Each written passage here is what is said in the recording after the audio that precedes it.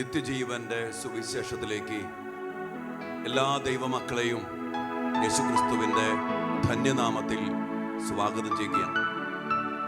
പ്രിയപ്പെട്ട ദൈവമക്കളെ, ഈ ദിവസങ്ങളിൽ നമ്മുടെ ജീവിതങ്ങളെ അനുഗ്രഹിക്കുന്ന, നമ്മെ ജീവിതങ്ങളെ വിശുദ്ധീകരിക്കുന്ന, നമ്മെ സ്വർഗത്തിലേക്ക് ആനയിക്കുന്ന ദൈവിക പദ്ധതികൾ നമുക്ക് മനസ്സിലാക്കി തന്നുകൊണ്ട്, ശക്തമായ ബോധ്യങ്ങൾ നമുക്ക് നൽകിക്കൊണ്ട് നമ്മുടെ ജീവിതത്തെക്കുറിച്ച് കർത്താവ് നമ്മെ പഠിപ്പിക്കുകയാണ്. നമ്മുടെ ജീവിതം എന്താണ്, എങ്ങനെ ജീവിക്കേണ്ടതാണ്, എവിടെ പോകേണ്ടതാണ്, അതിനു മുമ്പ് നമ്മുടെ ജീവിതത്തിൽ എന്തൊക്കെ സംഭവിക്കുന്നു എന്നതിനെക്കുറിച്ച് വ്യക്തമായ ഒരു ബോധ്യം കർത്താവ് നമുക്ക് നൽകി നമ്മെ പഠിപ്പിക്കുകയാണ്. അതിനാൽ തന്നെ പ്രിയപ്പെട്ട മക്കളെ, നന്ദിയോടെ നമുക്ക് കർത്താവിൻ്റെ സന്നിധിയിൽ നമ്മെ തന്നെ സമർപ്പിക്കാം. ഈ ദിവസങ്ങളിൽ നിത്യജീവന്റെ സുവിശേഷത്തിലൂടെ കർത്താവ് നൽകുന്ന വചനങ്ങൾ, സത്യങ്ങൾ മനസ്സിലാക്കി ഗ്രഹിച്ച് ജീവിക്കാൻ നമുക്കായാൽ ഈ ലോക ജീവിതം ധന്യമാകും. കുടുംബങ്ങൾ അനുഗ്രഹിക്കപ്പെടും, സഭ അനുഗ്രഹിക്കപ്പെടും, പൗരോഹിത്യം അനുഗ്രഹിക്കപ്പെടും. മാത്രമല്ല, നമ്മളെല്ലാവരും ഈശോയുടെ തിരഹിത പ്രകാരം സ്വർഗ സൗഭാഗ്യത്തില് നിത്യമായ സമാധാനവും സന്തോഷവും അനുഭവിക്കുവാൻ നമുക്കിടയാകും. എല്ലാ കൃപകളെയും ഓർത്ത് നന്ദി പറഞ്ഞുകൊണ്ട് ഇന്നത്തെ എല്ലാ ശുശ്രൂഷകളെയും കർത്താവിങ്കൽ സമർപ്പിച്ചുകൊണ്ട് അഭിഷേകത്തിനു വേണ്ടി, കൃപയ്ക്ക് വേണ്ടി നമുക്ക് പ്രാർത്ഥിക്കാം. പിതാവിൻ്റെയും പുത്രന്റെയും പരിശുദ്ധാത്മാവിൻ്റെയും നാമത്തിൽ ആമേൻ. സ്വർഗീയ പിതാവേ, അവിടുത്തെ പ്രിയപ്പെട്ട മക്കളായ ഞങ്ങളെ അവിടുത്തെ തിരുസന്നിധിയിലേക്ക് അവിടുന്ന് ചേർത്ത് പിടിച്ചിരിക്കുന്നതിനെ ഓർത്ത് ഞങ്ങൾ അങ്ങേക്ക് നന്ദി പറയും. ദൈവിക രഹസ്യങ്ങൾ ഞങ്ങൾക്ക് വെളിപ്പെടുത്തി തരുമ്പോൾ ഈശോയെ, മാനുഷികമായ ബുദ്ധി കൊണ്ടോ മാനുഷികമായ കഴിവ് കൊണ്ടോ അതൊന്നും മനസ്സിലാക്കാൻ ഞങ്ങൾക്ക് കഴിയത്തില്ല. അപ്പസ്തോല പ്രവർത്തനത്തില് പൗലോസ് വചനം പറയുമ്പോ അത് ഗ്രഹിക്കത്തക്ക വിധം ലീദിയായുടെ ഹൃദയം തുറന്ന കർത്താവേ, ഈ വചനങ്ങൾ സെവിക്കുവാൻ അങ്ങയുടെ മക്കളുടെ ഹൃദയങ്ങളെ തുറക്കണം. പരിശുദ്ധാത്മാവിനെ ഞങ്ങളിലേക്ക് അയക്കണമേ. പരിശുദ്ധാത്മാവേ, ഞങ്ങളിൽ നിറയണമേ, ഞങ്ങളെ ഏറ്റെടുക്കണമേ, ഞങ്ങളെ ശക്തിപ്പെടുത്തണമേ. ഉന്നതമായ അഭിഷേകത്തിന് വേണ്ടി പ്രിയപ്പെട്ട മക്കളെ നമുക്ക് ഒരുമിച്ച് പാടി പ്രാർത്ഥിച്ച് ഈ വചനം, ഈ രഹസ്യം നിറയപ്പെടാൻ നമുക്ക് പ്രാർത്ഥിക്കാം. Hallelujah, hallelujah, hallelujah. യേശുവേ, യേശുവേ, യേശുവേ. അഭിഷേക ശക്തി, ദൈവിക ജ്ഞാനം, ദൈവിക ചൈതന്യം, ശക്തി വ്യാപരിക്കും.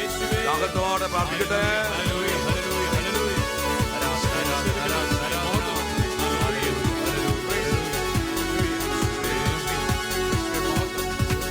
അഭിഷേകം, അഭിഷേകം, അഗ്നിമഴ പെയ്തിറങ്ങും അഭിഷേകം. അഭിഷേകം, അഭിഷേകം, അഗ്നിമഴ പെയ്തിറങ്ങും അഭിഷേകം. അഗ്നിനാവുകൾ എന്നിൽ പതിക്കുകയാ, അഗ്നിജ്വാലകൾ എന്നിൽ നിറയുകയാ. അഗ്നിനാവുകൾ എന്നിൽ പതിക്കുകയാ, അഗ്നിജ്വാലകൾ എന്നിൽ നിറയുകയാ. അഭിഷേകം, അഭിഷേകം, അഗ്നിമഴ പെയ്തിറങ്ങും അഭിഷേകം. അഭിഷേകം, അഭിഷേകം, മഴ പെയ്തിറങ്ങും അഗ്നിനാവുകൾ എന്നിൽ പതിക്കുകയാ, അഗ്നിജ്വാലകൾ എന്നിൽ നിറയുകയാ. അഗ്നിനാവുകൾ എന്നിൽ പതിക്കുകയാ, അഗ്നിനാവുകൾ എന്നിൽ നിറയുകയാ. അഭിഷേകം, അഭിഷേകം, അഗ്നിമഴ പെയ്തിറങ്ങും അഭിഷേകം. ഒറ്റ വിളി ആത്മാവേ,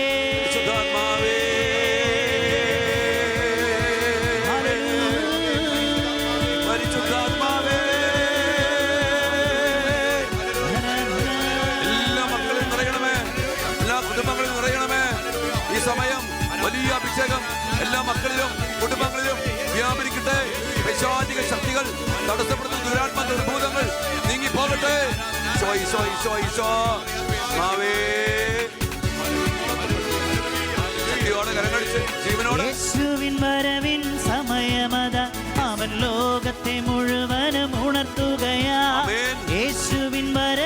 സമയമത അവൻ ലോകത്തെ മുഴുവനും ഉണർത്തുകയാ. തന്റെ മണവാട്ടിയാകും തിരുസഭയെ കൈകൾ നീട്ടിയൊരുക്കുകയാ. തന്റെ മണവാട്ടിയാകും തിരുസഭയെ കൈകൾ നീട്ടിയൊരുക്കുകയാ. അഭിഷേകം അഭിഷേകം അഗ്നിമഴ പെയ്തിറങ്ങും. അഭിഷേകം അഭിഷേകം അഗ്നിമഴ പെയ്തിറങ്ങും. അഭിഷേകം അഗ്നിനാവുകളെന്നിൽ പതിക്കുകയാ. അഗ്നിജ്വാലകളെന്നിൽ നിറയുകയാ. അഗ്നിനാവുകളെന്നിൽ പതിക്കുകയാ. അഗ്നിജ്വാലകളെന്നിൽ നിറയുകയാ. അഗ്നിനാവുകളെന്നിൽ പതിക്കുകയാ. അഗ്നിജ്വാലകളെന്നിൽ നിറയുകയാ. അഗ്നിനാവുകളെന്നിൽ പതിക്കുകയാ. അഗ്നിജ്വാലകളെന്നിൽ നിറയുകയാ. അഗ്നിനാവുകളെന്നിൽ പതിക്കുകയാ. അഗ്നിജ്വാലകളെന്നിൽ നിറയുകയാ. അഗ്നിനാവുകളെന്നിൽ പതിക്കുകയാ.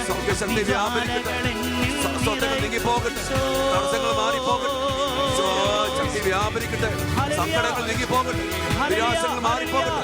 എല്ലാ തടസ്സങ്ങളും വിട്ടുമാറി പോകട്ടെ. വിശുദ്ധാത്മാവേ, ശക്തിയായി, സൗഖ്യമായി, വിടുതലായി, സമാധാനമായി, സന്തോഷമായി, ദൈവിക ജ്ഞാനമായി, ദൈവിക ശക്തിയായി, സ്വർഗീയ ജ്ഞാനമായി, പാപത്തെക്കുറിച്ച്, നീതിയെക്കുറിച്ച്, ന്യായവിധിയെക്കുറിച്ച് ബോധ്യമായി പരിശുദ്ധാത്മാവേ നിറയണമേ. പരിശുദ്ധാത്മാവേ നിറയണമേ.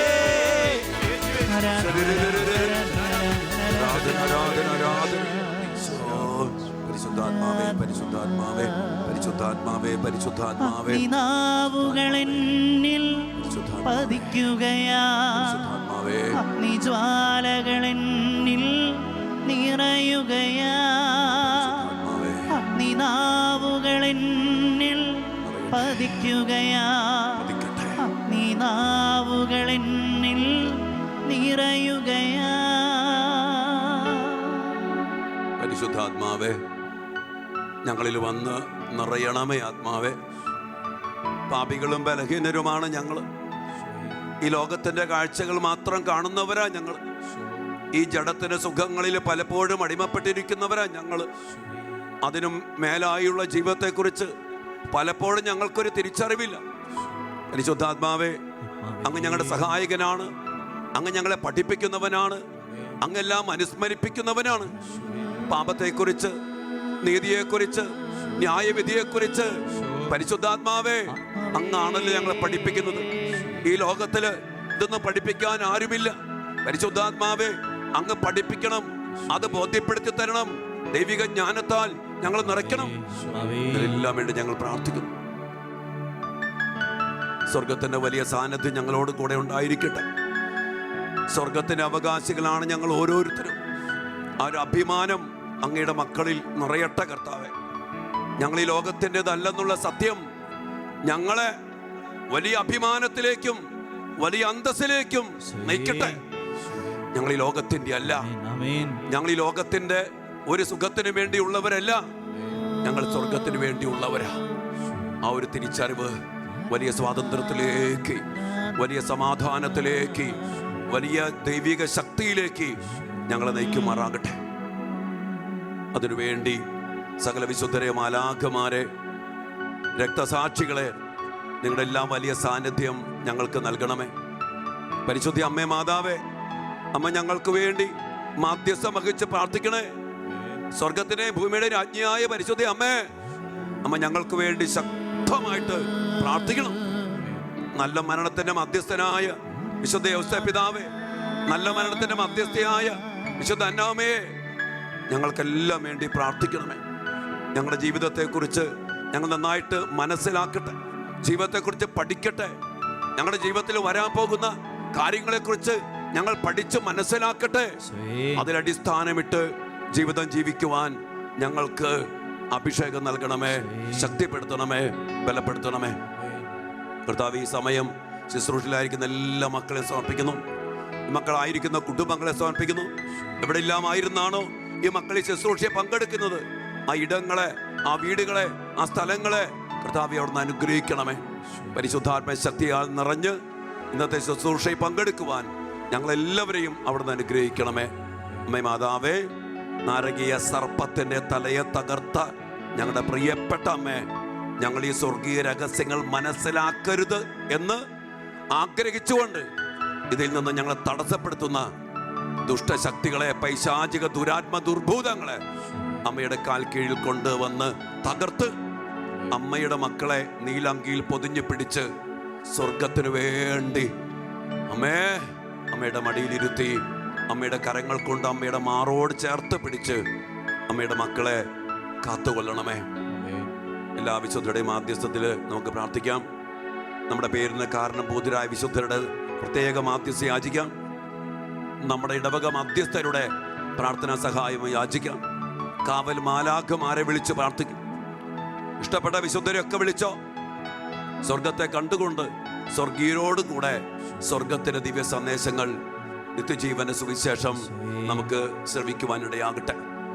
സ്വർഗത്തിന്റെ ഭൂമിയുടെ രാജ്ഞിയായ എല്ലാ വിശുദ്ധരുടെയും രക്തസാക്ഷികളുടെ രാജ്ഞിയായ നമ്മുടെ അമ്മയായ പരിശുദ്ധ അമ്മയുടെ മാധ്യസ്ഥം യാചിച്ചുകൊണ്ട് നമുക്ക് ഒരുമിച്ച് പ്രാർത്ഥിക്കാം. മക്കളെ, ദൈവകൃപ നിറഞ്ഞ മറിയമേ സ്വസ്തി, കർത്താവ് അങ്ങയോട് കൂടെ സ്ത്രീകളിൽ അങ്ങ് അനുഗ്രഹിക്കപ്പെട്ടവളാകുന്നു.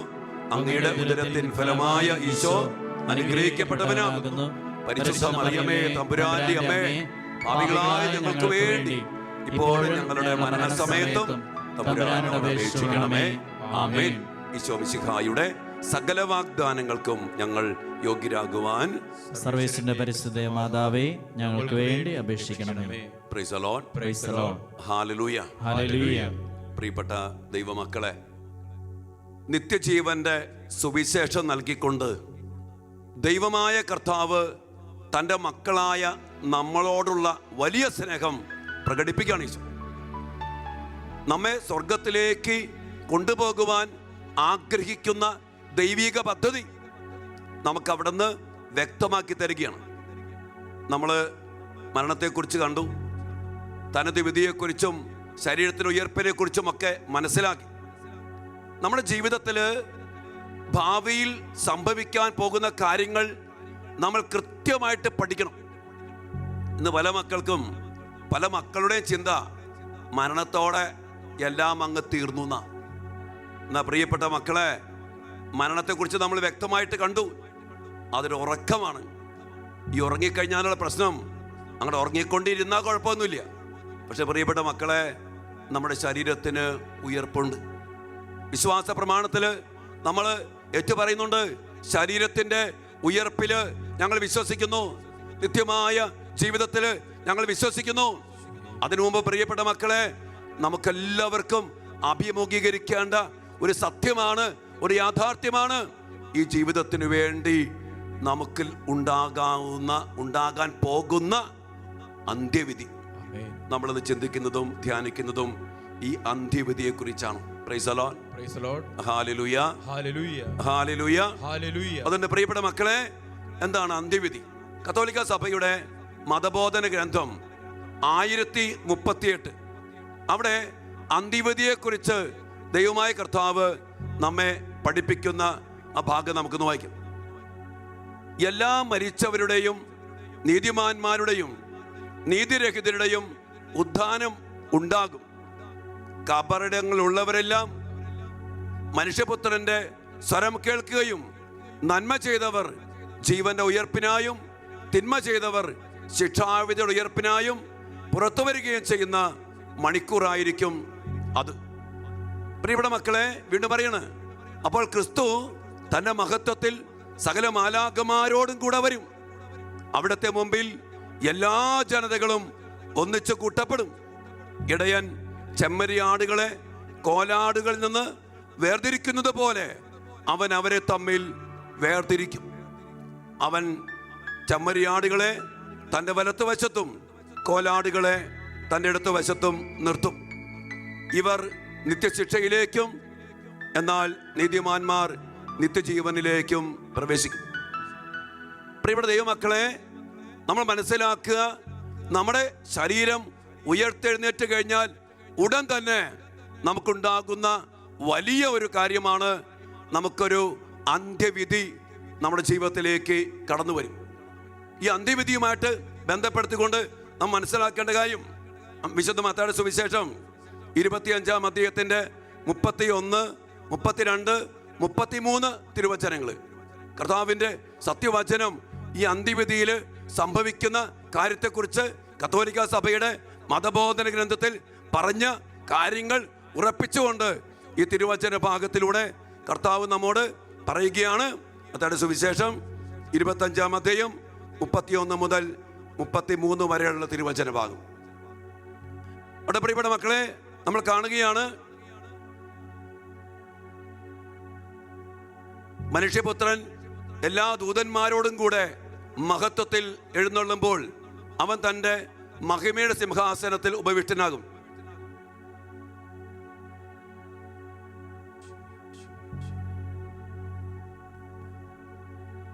പ്രിയപ്പെട്ട ദൈവമക്കളെ, സംഭവിക്കുന്ന കാര്യമാണ്, അവന്റെ മുമ്പിൽ എല്ലാ ജനതകളും ഒരുമിച്ച് കൂട്ടപ്പെടും.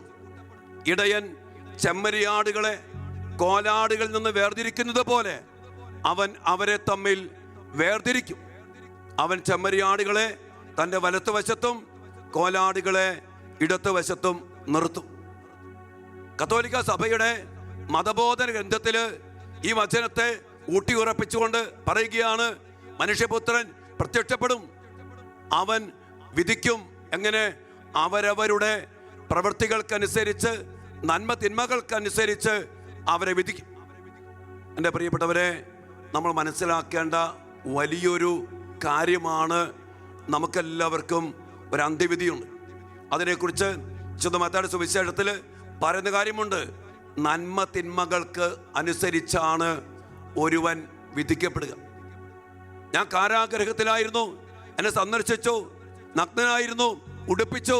അങ്ങനെ ദൈവത്തിൻ്റെ വചനത്തിനനുസരിച്ച് മറ്റുള്ളവർക്ക് ചെയ്ത നന്മകൾക്കനുസരിച്ച് നീ വിധിക്കപ്പെടും. നീ ആ ന്യായവിധി കേൾക്കേണ്ടി വരും. നമുക്കറിയാം, വിശുദ്ധ അഗസ്തീനോസ് പുണ്യാളൻ പറയുന്നുണ്ട്, കർത്താവായ ഈശോയുടെ മൗതിക ശരീരമാണ് സഭ. ആ സഭയിലെ അംഗങ്ങൾ ഓരോരുത്തരും ഈശോയുടെ ശരീരത്തിൻ്റെ അവയവങ്ങളാണ്. ഒരു ശരീരഭാഗത്തിൽ നമ്മളൊരു നന്മ ചെയ്യുമ്പോൾ, ഒരു മകന് ഒരു മകൾക്ക് ഒരു നന്മ പ്രവൃത്തി ചെയ്യുമ്പോൾ അത് ലഭിക്കുന്നത് ശിരസായ യേശുവിൻ്റെ ശരീരത്തിനാണ്. അതിനാൽ തന്നെ അവിടെ പ്രിയപ്പെട്ട മക്കളെ, അതിന് നമുക്ക് പ്രതിഫലം ലഭിക്കുകയാണ്. അതുകൊണ്ട് ഈ വിധിയെക്കുറിച്ച് നമ്മൾ വ്യക്തമായിട്ട് മനസ്സിലാക്കണം. നന്മ ചെയ്തവർ, തിന്മ ചെയ്തവർ ഇനി എങ്ങോട്ടാണ് പോകുന്നത്? വിശുദ്ധ മത്തായിയുടെ സുവിശേഷത്തിന് 25-ാം അധ്യായത്തിന്റെ 34-ാമത്തെ വചനത്തിൽ ഈ അനുഗ്രഹിക്കപ്പെട്ടവരെ കുറിച്ച് പറയാ എന്ന് പറഞ്ഞാൽ, നന്മ ചെയ്ത് കർത്താവിന് ഇഷ്ടം പൂർത്തീകരിച്ചവരെ കുറിച്ച് പറയാ. അനന്തരം രാജാവ് തൻ്റെ വലത്ത് ഭാഗത്തുള്ളവരോട് അരുളി ചെയ്യും, എൻ്റെ പിതാവിനാൽ അനുഗ്രഹിക്കപ്പെട്ടവരെ വരുവിൻ, ലോകസ്ഥാപനം മുതൽ നിങ്ങൾക്കായി സജ്ജമാക്കിയിരിക്കുന്ന രാജ്യം അവകാശപ്പെടുത്തുവിൻ. കണ്ടോ, നന്മ ചെയ്തവര് ഈ ഭൗതിക ശരീരത്തിലെ അവയവങ്ങൾക്ക് നന്മ ചെയ്ത്, അവരെ സ്നേഹിച്ച്, അവരെ സഹായിച്ച്, അവരെ ഉടുപ്പിച്ച്, അവർക്ക് എന്താണ്? നിത്യമായ സൗഭാഗ്യം. അനുഗ്രഹിക്കപ്പെട്ടവർ. ഇനി അല്ലാതെ ഈ കാര്യങ്ങളൊന്നും ചെയ്യാതെ, കാരാഗ്രഹത്തിൽ സന്ദർശിക്കാതെ, നഗ്നരെ ഉടുപ്പിക്കാതെ, ഒത്തിരിയേറെ നന്മ ചെയ്യാതെ തിന്മ ചെയ്ത് ഉപേക്ഷയിലൂടെ ചെയ്യാതിരുന്നവരെ കുറിച്ച് പറയണ്, അവരാണ് ഇടത്ത് വശത്തുള്ളവര്.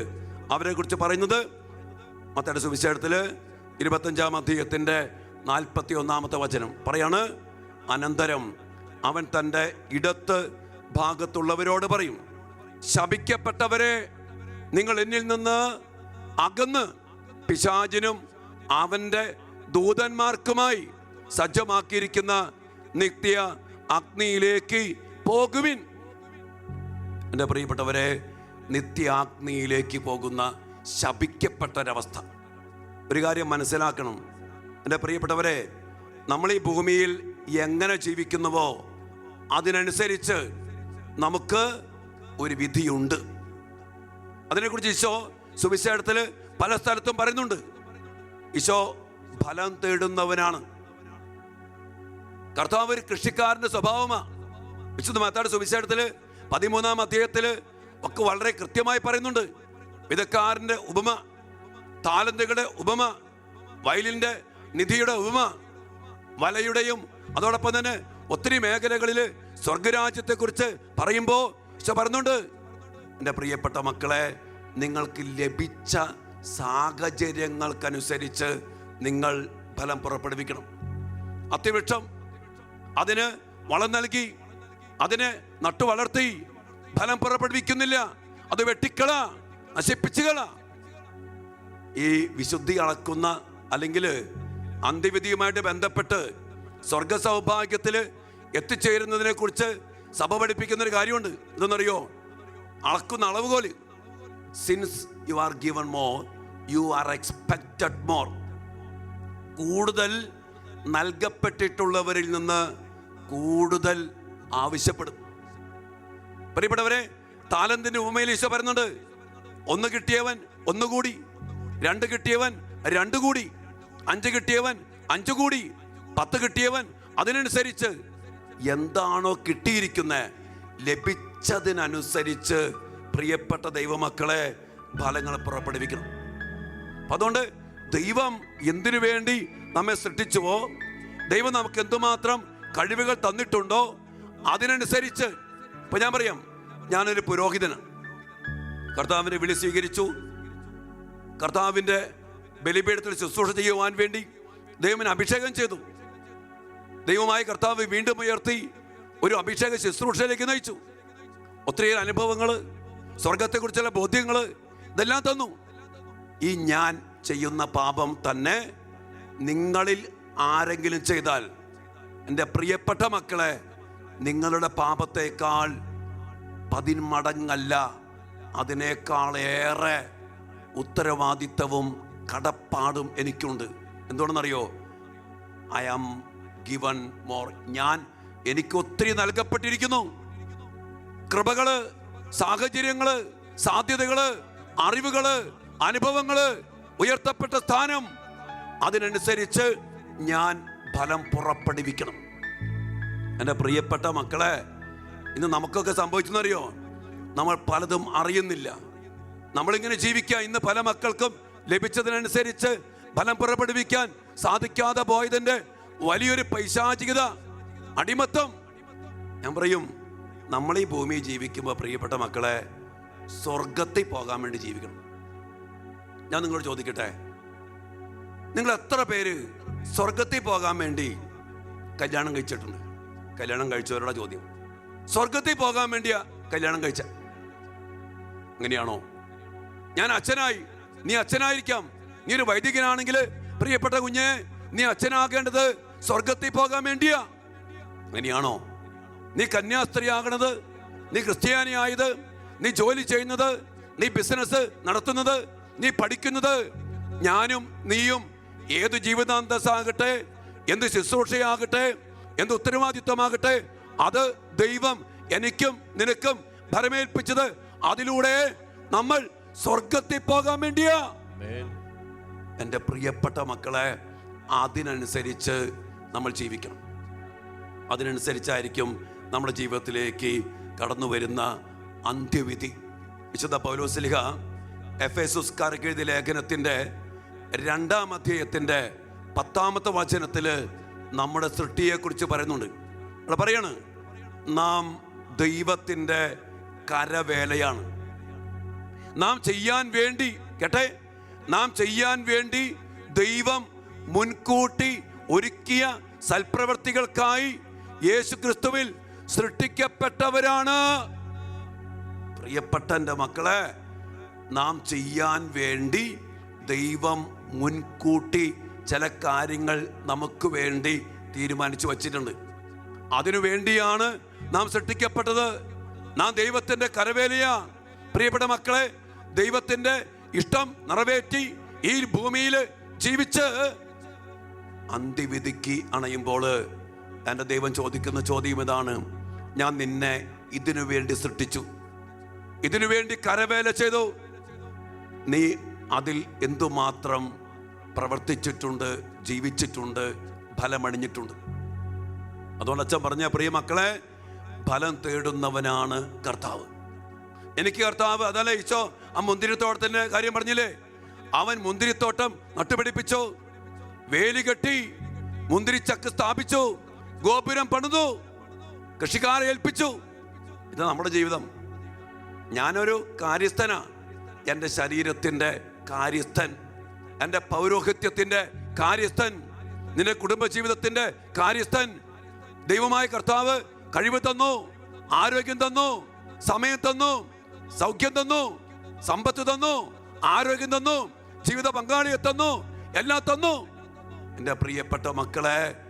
എന്നിട്ട് കർത്താവ് ഫലം തേടി വരും. ഫലം തേടി വരുമ്പോൾ ആ നൽകപ്പെട്ടതിനനുസരിച്ച് നമ്മൾ ഫലം പുറപ്പെടുവിക്കണം. അതുകൊണ്ട് കണക്ക് ചോദിക്കുന്ന ദൈവം, എൻ്റെ പ്രിയപ്പെട്ടവരെ, നമ്മുടെ ജീവിതത്തിൻ്റെ കണക്ക് ചോദിക്കും. ഇനി ഈ അന്ത്യവിധിയെക്കുറിച്ച് ഒന്ന് രണ്ട് കാര്യങ്ങൾ നമ്മൾ ഇന്ന് മനസ്സിലാക്കാൻ ശ്രമിക്കണം. എന്നാണ് ഈ അന്ത്യവിധി? അത് നമ്മൾ ശരിക്കും മനസ്സിലാക്കണം. കത്തോലിക്ക സഭയുടെ മതബോധന ഗ്രന്ഥം 1040 ഈ അന്ത്യവിധി എന്ന്, ആരാണ് വിധിക്കുന്നത്, ഇതിനെക്കുറിച്ചൊക്കെ വ്യക്തമായിട്ട് നമ്മെ പഠിപ്പിക്കുകയാണ്. അവിടെ പറയാണ്, ക്രിസ്തുവിൻ്റെ മഹത്വപൂർണമായ പ്രത്യാഗമനത്തിൽ അന്ത്യവിധി ഉണ്ടാകും.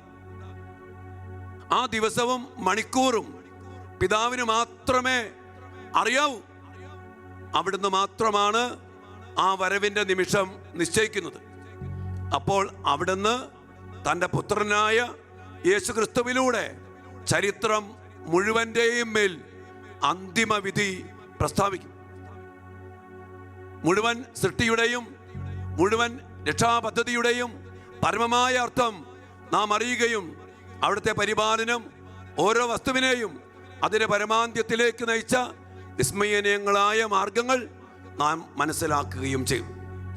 ദൈവത്തിൻ്റെ നീതി അവിടുത്തെ സൃഷ്ടികൾ ചെയ്ത സർവ അനീതികളെയും കീഴടക്കുന്നുവെന്നും ദൈവത്തിൻ്റെ സ്നേഹം മരണത്തെക്കാൾ പ്രബലമാണെന്നും അന്ത്യവിധി വെളിപ്പെടുത്തും.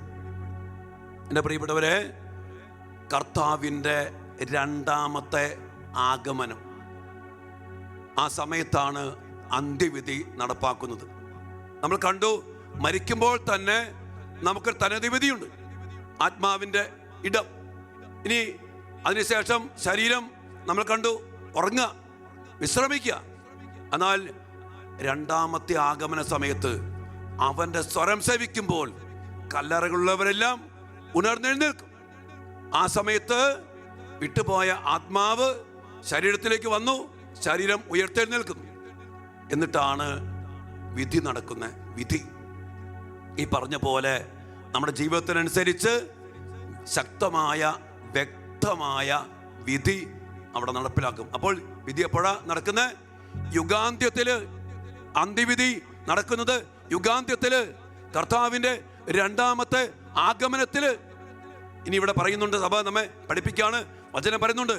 മത്തായിയുടെ സുവിശേഷം 24-ാം അധ്യായത്തിന്റെ 36-ാം വചനത്തിൽ പറയാ, ആ മണിക്കൂറിനെ കുറിച്ചോ ആ സമയത്തെ കുറിച്ചോ, ഇത് രണ്ടാമത്തെ ആഗമനത്തിന്റെ മണിക്കൂറിനെ കുറിച്ചോ സമയത്തെക്കുറിച്ചോ സ്വർഗത്തിലെ ദൂതന്മാർക്കോ മാലാഖമാർക്കോ വിശുദ്ധർക്കോ ഈ ലോകത്തിൽ ആർക്കുമോ പുത്രന് പോലുമോ അറിയത്തില്ല. പിതാവിന് മാത്രമേ അറിയത്തുള്ളൂ രണ്ടാം വരവ് എപ്പോഴാണെന്ന്. ഇന്ന് പല മക്കളും രണ്ടാം വരവ്, പിന്നെ മത്തായിയുടെ സുവിശേഷം 24-ാം അധ്യായത്തിൽ കുറെ അടയാളങ്ങളെ കുറിച്ചൊക്കെ പറയുന്നുണ്ട്. ഈ യുഗാന്ത്യത്തിനോട് ചേർന്ന് പോകുന്ന അടയാളങ്ങൾ. എപ്പോഴും സമയം കിട്ടുമ്പോൾ മത്തായിയുടെ സുവിശേഷം 24-ാം അധ്യായം ഒന്ന് വായിക്കണം. പ്രിയപ്പെട്ടവരെ, ഈ സമയത്തെക്കുറിച്ച് പുത്രന് പോലും അറിയത്തില്ല. അതുകൊണ്ട് നമ്മൾ അന്ത്യം എന്നാണാവോ, അന്ത്യം എപ്പോഴാണാവോ എന്ന് വിചാരിച്ച് ആരും തല പുകഞ്ഞ് ആലോചിച്ച് നടക്കണ്ട.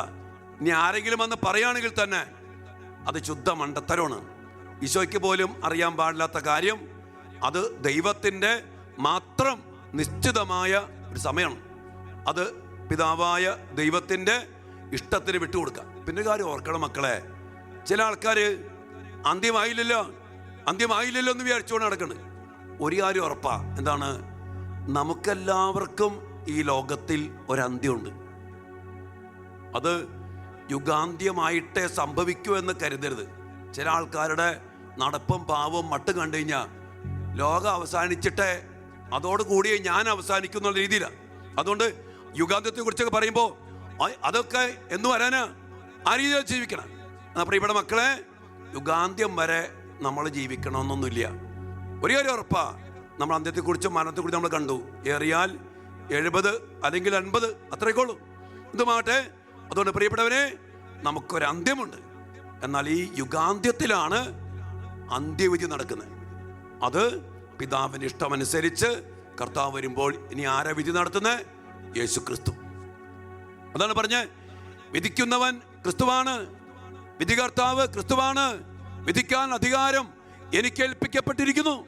പിതാവ് വിധിക്കാനുള്ള അധികാരം ഈശോയ്ക്ക് ഏൽപ്പിച്ചു കൊടുത്തുക.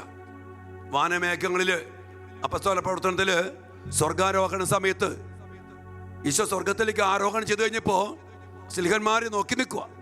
മാലാഖമാരെ പ്രത്യക്ഷപ്പെട്ട് പറഞ്ഞു, നിങ്ങൾ എങ്ങനെ ഈശോ മുകളിലേക്ക് പോണ കണ്ടോ അതുപോലെ തന്നെ അവൻ വീണ്ടും വരും.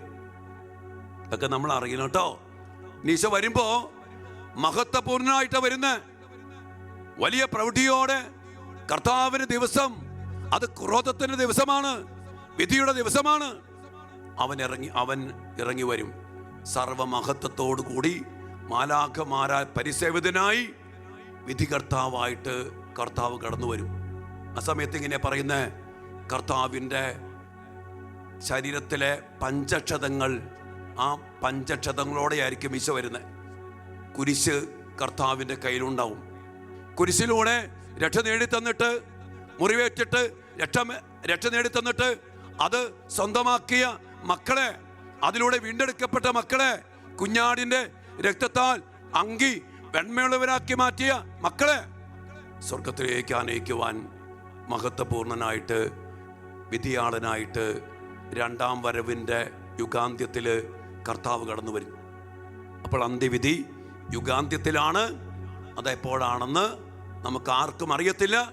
പിതാവ് നിശ്ചയിച്ച സമയത്ത് അത് സംഭവിക്കും. ആ സമയത്ത് ഈശോ രണ്ടാം വരവ് കടന്നു വരുന്നു.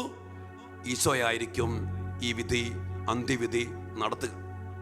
വിശുദ്ധ തോമസ് അക്വീനാസ് ഈ അന്ത്യവിധിയെക്കുറിച്ച്, അതിൻ്റെ ആവശ്യകതയെക്കുറിച്ച് പറയുന്നത് നമുക്കൊന്ന് വായിച്ച് കേൾക്കാം. വളരെയേറെ നമ്മൾ ചിന്തിക്കേണ്ട കാര്യമാണ് അന്ത്യവിധിയുടെ ആവശ്യം.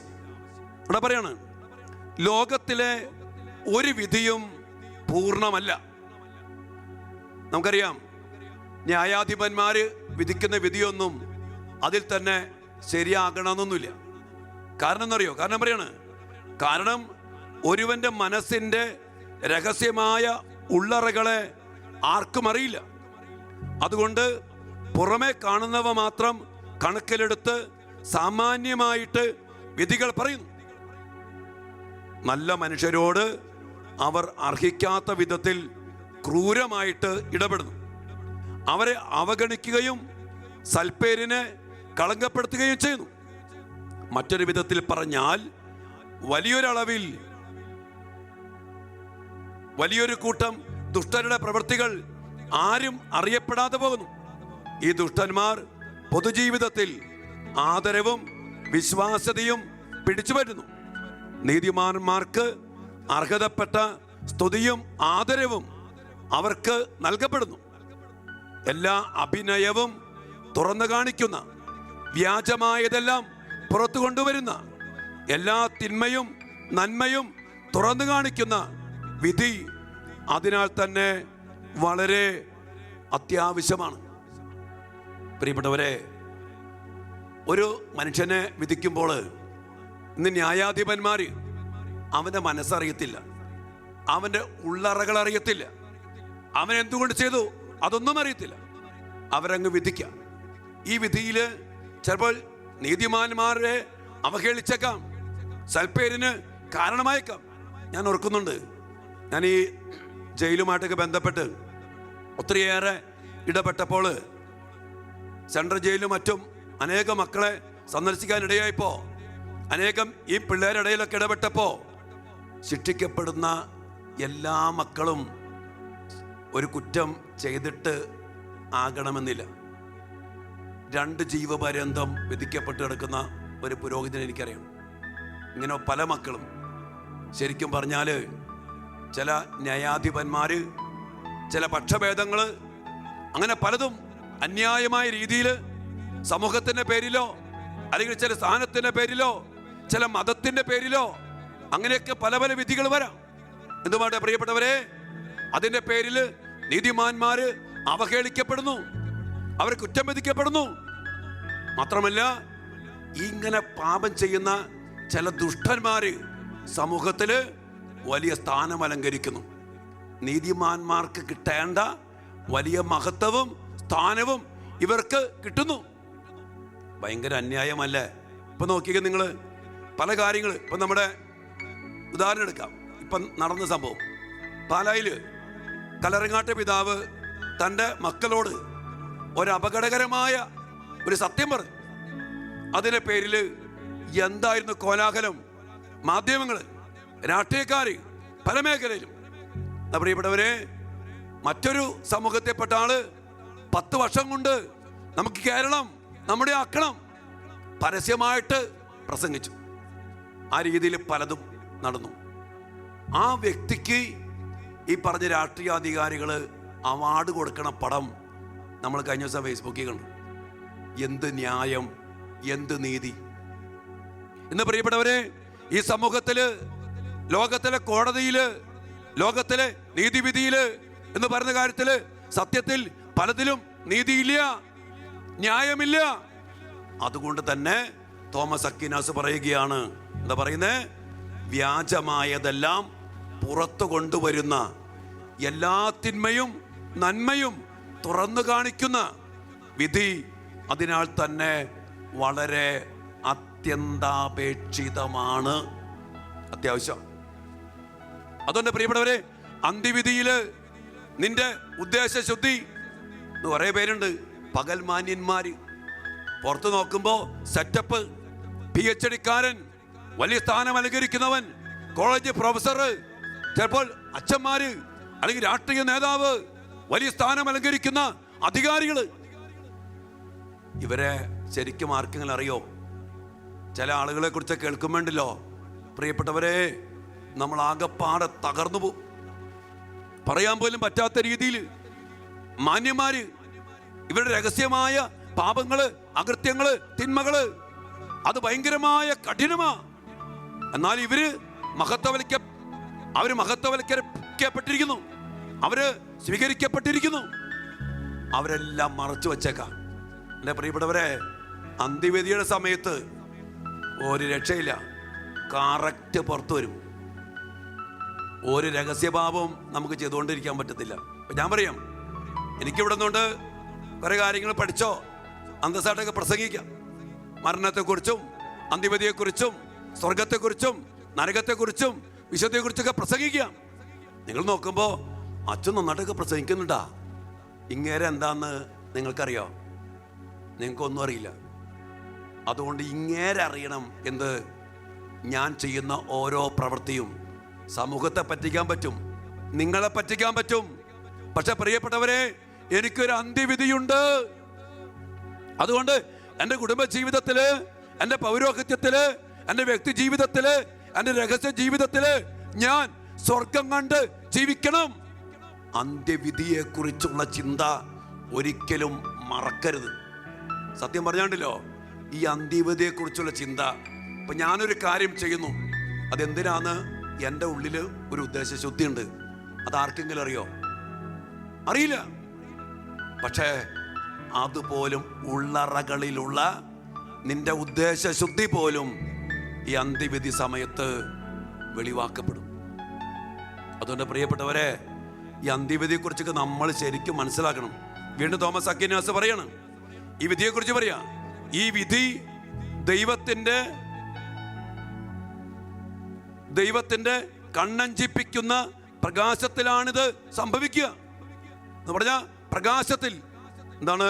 സൂര്യനേക്കാൾ 10,000 മടങ്ങ് പ്രകാശമുള്ള അവിടുത്തെ കണ്ണുകൾ അപ്പോൾ ഹൃദയത്തിന്റെ രഹസ്യ കോണുകളിൽ ഒളിപ്പിച്ചു വച്ച എല്ലാ ആഗ്രഹങ്ങളുടെയും സത്യങ്ങളുടെയും താല്പര്യങ്ങളുടെയും സത്യം വെളിവാക്കപ്പെടും.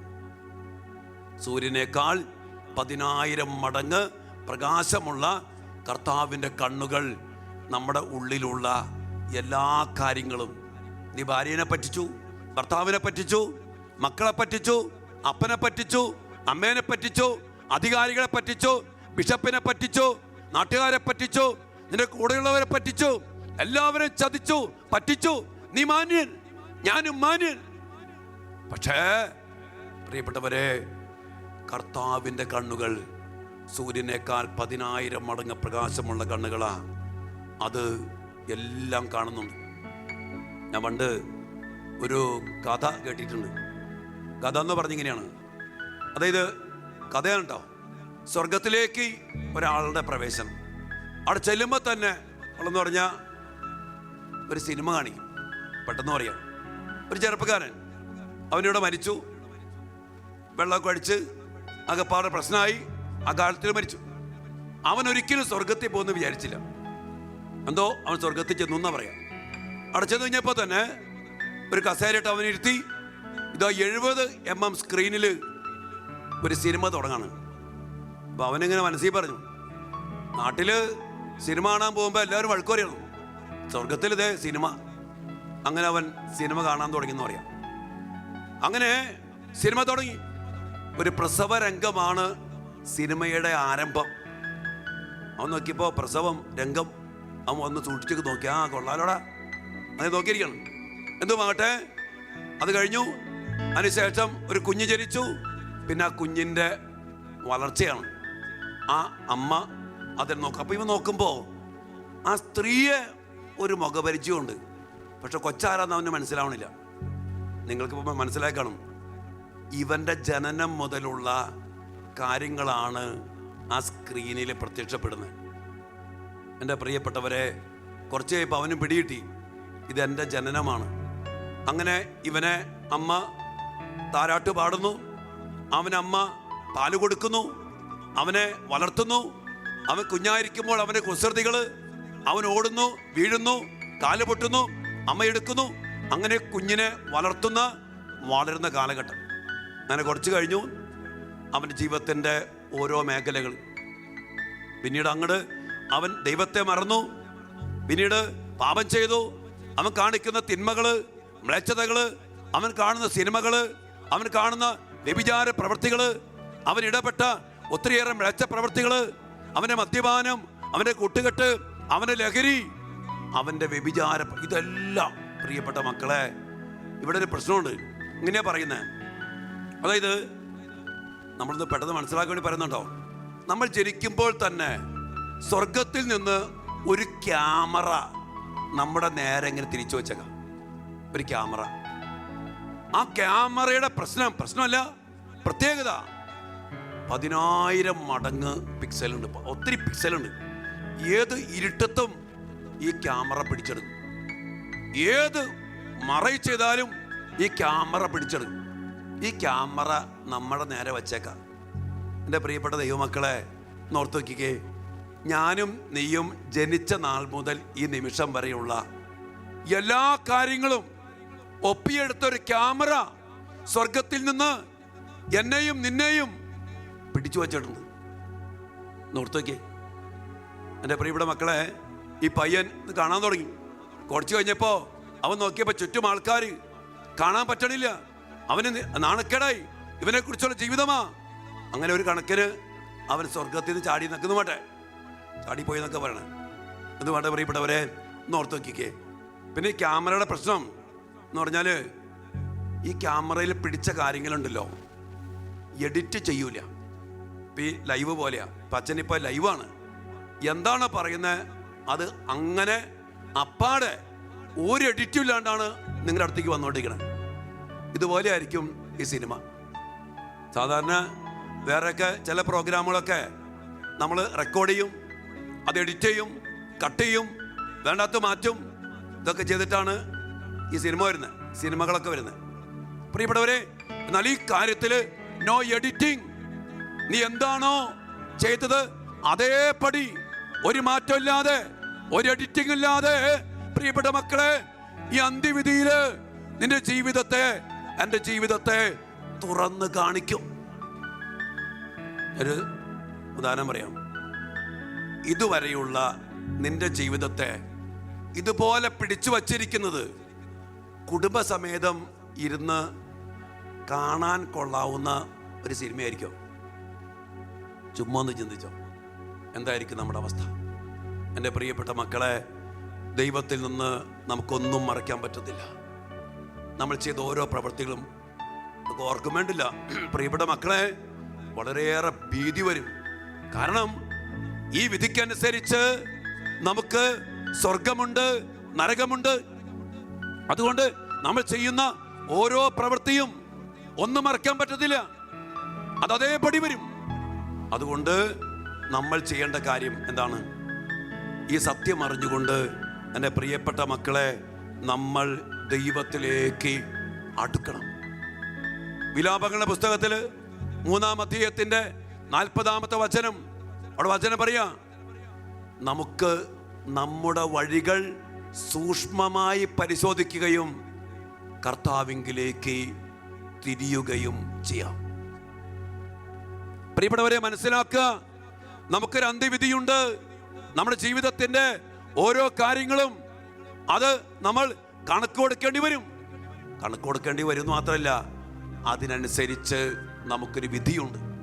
പിന്നെ വേറൊരു ഗുണം നമുക്കുള്ളത്, ക്രിസ്ത്യാനികളായി നമുക്കുള്ള ഗുണം ഒക്കെ ഇങ്ങനെ പിടിച്ചു വച്ചേക്കാം കേട്ടോ. ക്യാമറയിൽ, ഹാർഡ് ഡിസ്കിൽ പിടിച്ചു വച്ചേക്കാം. നമ്മളൊരു നല്ല കുമ്പസാരം അങ്ങോട്ട് നടത്തിയാണ്ടല്ലോ, കർത്താവ് ചെയ്യുന്ന ഒരു പ്രവൃത്തിയുണ്ട്. ഇതുവരെ പിടിച്ചു വച്ചിരിക്കുന്നതൊക്കെ കംപ്ലീറ്റ് അങ്ങോട്ട് എടുത്തു കളയും. അതാണ് പറയുന്നത്, നിന്റെ പാപം രക്തവർണ്ണമാണേലും മഞ്ഞ് പോലെ വെളുപ്പിക്കും. നമ്മൾ ചെയ്യേണ്ട കാര്യം, പ്രിയപ്പെട്ട മക്കളെ, നമ്മൾ ഈ അന്ത്യവിധിയെ ഓർക്കണം. നമ്മൾ ആദ്യം മരണത്തെക്കുറിച്ച് പറഞ്ഞപ്പോൾ വചനം പറഞ്ഞു, പ്രഭാഷകൻ 7:36, മനുഷ്യ, ഓരോ പ്രവൃത്തി ചെയ്യുമ്പോഴും നിന്റെ അന്ത്യത്തെക്കുറിച്ച് ഓർക്കണം, എന്നാൽ നീ പാപം ചെയ്യില്ല. നിനക്ക് മരണമുണ്ട്, നിനക്ക് ഉയർപ്പുണ്ട്, നിനക്ക് വിധിയുണ്ട്. ആ വിധി നിന്റെ പ്രവൃത്തികൾക്കനുസരിച്ച. എന്നാൽ പ്രിയപ്പെട്ട കുഞ്ഞ്, ഈ വിധിയാളനായ കർത്താവിൻകിലേക്ക് നീ ഉയർത്തെഴുന്നേറ്റ് വരുന്നതിന് മുമ്പ്, നിന്റെ മരണത്തിന് മുമ്പ്, നിന്റെ ദൈവത്തിൻ്റെ കരുണ, എൻ്റെ ദൈവത്തിൻ്റെ കരുണ എന്നെ അനുഗമിക്കുന്നുണ്ട്. അപ്പോൾ ഈ വിധിയെക്കുറിച്ച് ഞാൻ ചിന്തിച്ചുകൊണ്ട് എൻ്റെ ജീവിതത്തെ ഓരോ നിമിഷവും വിശുദ്ധിയിൽ ക്രമപ്പെടുത്തണം. എൻ്റെ പാപങ്ങളെ ഏറ്റു പറയണം, ഞാൻ കുമ്പസാരിക്കണം. ഒരു പാപത്തിൽ പോലും നമ്മൾ ഒരു ദിവസം പോലും ജീവിക്കരുത്. കാരണം ഇന്ന് രാത്രിയിൽ ഞാൻ മരിച്ചാൽ പിന്നെ ഒരു കാര്യം ഓർത്തോ മക്കളെ, കർത്താവിൻ്റെ കാരുണ്യം നമ്മൾ മരിക്കണ വരെയുള്ളൂ. മരിക്കണ വരെ ദൈവം കാരുണ്യവാനാ. മരിച്ചു കഴിഞ്ഞാണ്ടല്ലോ മക്കളെ, പിന്നെ കരുണയ്ക്ക് സ്ഥാനമില്ലെന്നാ പറയാ. പിന്നെ നീതിയാ, നീതിയുടെ വിധിയാളനായ കർത്താവ്. ഭയാനകമായ വിധി ദിവസം. ഈ ഓഫീസിലൊക്കെ ഒരു പ്രാർത്ഥനയുണ്ട്, അതായത് നീതിമാന്മാരെ ദുഷ്ടന്മാരെ വേർതിരിക്കുന്ന ഭയാനകമായ വിധി ദിവസം. ചില അച്ഛന്മാരൊക്കെ മാറ്റി പ്രാർത്ഥിക്കും ഓഫീസിൽ ചെല്ലുമ്പോൾ. പ്രത്യാശ നിർഭരമായ വിധി ദിവസത്തിൽ, കരുണാർദ്രമായ വിധി ദിവസത്തിൽ, പ്രിയപ്പെട്ടവരെ, മരിച്ചടക്കപ്പെട്ട് കഴിഞ്ഞാൽ പിന്നെ കർത്താവിൻ്റെ കരുണയല്ല, നീതിയാണ്. അതുകൊണ്ട് പ്രിയപ്പെട്ടവരെ, ജീവിച്ചിരിക്കുമ്പോൾ തന്നെ നമ്മുടെ പാപങ്ങളെ, നമ്മുടെ അകൃത്യങ്ങളെ, നമ്മുടെ തിന്മകളെ, നമ്മുടെ മ്ലേച്ഛതകളെ ദൈവത്തിൻ്റെ അരികിലേക്ക് കടന്നു വന്ന്, എൻ്റെ യേശുവേ എനിക്ക് തെറ്റിപ്പോയി, ഏറ്റുപറയണം, കുമ്പസാരിക്കണം. എന്നിട്ട് ഇതുവരെ പിടിച്ചു വച്ചിരിക്കുന്ന ആ ഹാർഡ് ഡിസ്ക് ഉണ്ടല്ല, അത് എടുത്തു കളഞ്ഞിട്ട് ക്രിസ്തുവിൽ ഒരു പുതിയ സൃഷ്ടിയായിട്ട് നീ മാറണം, ഞാനും മാറണം. ക്രിസ്തുവിൽ ആയിരിക്കുന്നവൻ പുതിയ സൃഷ്ടിയാണ്. പഴയത് കടന്നുപോയി, പുതിയത് ആരംഭിച്ചിരിക്കുന്നു. പ്രിയപ്പെട്ടവരെ, നമ്മൾ ചെയ്ത ഓരോ പ്രവൃത്തിയും അതല്ല ഈശോ പറഞ്ഞേ, ഓരോ വ്യർത്ഥവാക്കിന് പോലും പ്രിയപ്പെട്ട കുഞ്ഞ് നീ കണക്ക് കൊടുക്കേണ്ടി വരും. ഇന്ന് ഓർത്ത് വയ്ക്കേ, അന്ത്യവിധി ഒന്ന് ഓർത്ത് വയ്ക്കേ. ആ സമയത്ത് വേറെ ഒന്നിനും നമ്മെ സഹായിക്കാൻ പറ്റില്ല മക്കളെ. അന്ത്യവിധി, അവിടെ ക്ഷമയില്ല, അവിടെ കരുണയില്ല, അവിടെ ഒരു മാറ്റമില്ല. അന്ത്യവിധി എന്ന് പറഞ്ഞാൽ ഇറ്റേണൽ ജഡ്ജ്മെന്റ് ആണ്, അവസാനത്തെ വിധി. ആ വിധിക്കനുസരിച്ച് മാറ്റമില്ലാത്ത ഒരു ജീവിതത്തിലേക്ക് നമ്മൾ കടന്നു പോകേണ്ടി വരും. മാറ്റമില്ല. അന്ത്യവിധി കഴിഞ്ഞാൽ പിന്നെ നമുക്ക് സ്വർഗം അല്ലെങ്കിൽ നരകം, ശുദ്ധീകരണ സ്ഥലം ഇല്ല. അന്ത്യവിധി വരെയാണ് മക്കളെ ശുദ്ധീകരണ സ്ഥലമുള്ളൂ. ഇതൊക്കെ അറിയണം, ദിവസങ്ങളൊക്കെ പഠിക്കും. അന്ത്യവിധി, രണ്ടാം വരവ്, യുഗാന്ത്യം. ആ വിധി കഴിഞ്ഞാൽ പിന്നെ ഞാനും നീയും ഒന്നുകിൽ സ്വർഗത്തില് അല്ലെങ്കിൽ നരകത്തിൽ. അതുകൊണ്ട് ഈശോ വിശുദ്ധ മർക്കോസിന്റെ സുവിശേഷം 9-ാം അധ്യായത്തില് 42 മുതൽ തിരുവചന ഭാഗത്തില് ദുഷ്പ്രേരണയ്ക്ക് കാരണമാകരുത് എന്ന് വചനഭാഗമുണ്ട്. അവിടെ ഈശോ പറയാ, നിന്റെ കണ്ണ് നിനക്ക് പാപഹേതുവാകുന്നെങ്കിൽ അത് ചുടന്നെടുത്ത് എറിഞ്ഞു കള. നിന്റെ കൈ പാപഹേതുവാണെങ്കിൽ വെട്ടിക്കള. നിന്റെ കാല് നിന്നെ പാപത്തിലേക്ക് നയിക്കുന്ന കാലാണെങ്കിൽ മുറിച്ചുകള. ഈശോ പറയാണ്, ഇരു കണ്ണുകളോടും ഇരു കൈകളോടും ഇരു കാലുകളോടും കൂടെ നിത്യ നരകാഗ്നിക്ക് ഇരയാകുന്നതിനേക്കാളും ഭേദം കണ്ണില്ലാതെ കൈയില്ലാതെ കാലില്ലാതെ ജീവനിലേക്ക് പ്രവേശിക്കുന്ന. നരകത്തെ കുറിച്ച് പറയുന്നുണ്ട്, പുഴുചാകാത്ത തീ കെടാത്ത നിത്യ നരകം. ഈ അന്ത്യവിധിക്ക് ശേഷം എൻ്റെ പ്രിയപ്പെട്ട മക്കളെ, നമുക്ക് ലഭിക്കാൻ സാധ്യതയുള്ള ഒന്നാണ് നരകം. സ്വർഗത്തിൽ പോകണോട്ടോ നമുക്ക്. അതിന് സാധിക്കണമെങ്കിൽ പ്രിയപ്പെട്ട മക്കളെ, ഈ ലോക ജീവിതത്തെ നമ്മൾ ദൈവവചനത്തോട് ചേർത്ത് വച്ച് ക്രമപ്പെടുത്തണം. കർത്താവിൻ്റെ വചനം മാറുകയില്ല. വചനമനുസരിച്ച് ദൈവം നിന്നെയും എന്നെയും വിധിക്കും. ആകാശം മാറിപ്പോയേക്കാം, ഭൂതലം മാറിപ്പോയേക്കാം, എന്നാൽ കർത്താവിന്റെ വചനം മാറില്ല മക്കളെ. വചനത്തിൽ പറയാ, നീ നശിക്കും. നീ അതുപോലെ ജീവിച്ചാൽ, ഞാൻ അതുപോലെ ജീവിച്ചാൽ ഞാനും നീയും നശിക്കും. അതുകൊണ്ട് പ്രിയപ്പെട്ട മക്കളെ, നമുക്കൊരു അന്ത്യവിധിയുണ്ട്. ആ വിധിയെക്കുറിച്ച് വ്യക്തമായിട്ട് നമ്മൾ അറിയണം. അതുകൊണ്ട് നമ്മുടെ ജീവിതം എന്തിനു വേണ്ടിയാ? നന്മ ചെയ്യാൻ, മറ്റുള്ളവർക്ക് അനുഗ്രഹമായി തീരാൻ, ചില സഹനങ്ങൾ ഏറ്റെടുത്ത് അതിനെ കൃപയാക്കി മാറ്റാൻ. ഇതിനു വേണ്ടി ദൈവം നമുക്ക് നൽകിയിരിക്കുന്ന, നമ്മൾ ആരെയും വേദനിപ്പിക്കരുത്, നമ്മൾ ആരെയും മുറിവേൽപ്പിക്കരുത്, നമ്മൾ ആരെയും ഇല്ലാതാക്കാൻ ശ്രമിക്കരുത്. പിന്നെ ഒരു കാര്യം കൂടി ഓർക്കണം, നമ്മൾ ഈ അന്ത്യവിധിയുടെ സമയത്ത് ക്രിസ്ത്യാനികൾ മാത്രമൊന്നല്ല, സകല ജനതകളും ഈ അന്ത്യവിധിയുടെ സമയത്ത് കർത്താവിന് മുമ്പിൽ അണിനിരക്കും. അതൊരു ഭയങ്കരമായൊരവസ്ഥയാണ്. ഇവിടെ ഏറ്റവും വലിയ പ്രശ്നം ആർക്കെന്നറിയോ? നമുക്കാ, ക്രിസ്ത്യാനികൾക്കാ. കാരണം എന്താണ്? നമുക്ക് കൂടുതൽ നൽകപ്പെട്ടു. എന്നാൽ അക്രൈസ്തവരായ മക്കള്, അവർക്ക് പലതും അറിയാൻ പാടില്ലായിരുന്നു.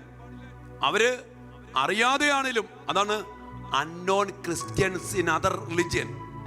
മനുഷ്യൻ ജീവിക്കേണ്ട കുറെ ജീവിത മേഖലയുണ്ട്. സ്നേഹത്തില്, കരുണയില്, ദയയില്, നന്മയില്, സഹോദര സ്നേഹത്തില്, വിശ്വസ്തതയില്, വിശുദ്ധിയില്, അതെല്ലാവരും അംഗീകരിക്കുന്ന കാര്യമാണ്. ആ അവസ്ഥയിൽ ജീവിച്ചാൽ അക്രൈസ്തവർക്കെല്ലാം സ്വർഗ സൗഭാഗ്യം കിട്ടും. പക്ഷെ അവിടെ ഒരു താരതമ്യപ്പെടുത്തൽ വരുമ്പോൾ നമ്മുടെ കാര്യം ഭയങ്കര കഷ്ടമായിരിക്കും മക്കളെ. കാരണം എന്നറിയോ? നമുക്ക് വചനം വെളിപ്പെടുത്തി കിട്ടി. രക്ഷകനായ യേശുവിന്റെ കുരിശുമരണത്തെ നമുക്ക് സംലഭ്യമാക്കി തന്നു. യഥാർത്ഥമായ വഴി പഠിപ്പിച്ചു. സ്വർഗത്തെക്കുറിച്ച് പറഞ്ഞു തന്നു, നരകത്തെക്കുറിച്ച് പഠിപ്പിച്ചു, അന്ത്യവിധിയെക്കുറിച്ച് പറഞ്ഞു തന്നു. മരണം, ജീവിതാന്ത്യം, കുമ്പസാരം, അനുതാപം, അതൊക്കെ നമ്മൾക്ക് തന്നിട്ടുണ്ട്.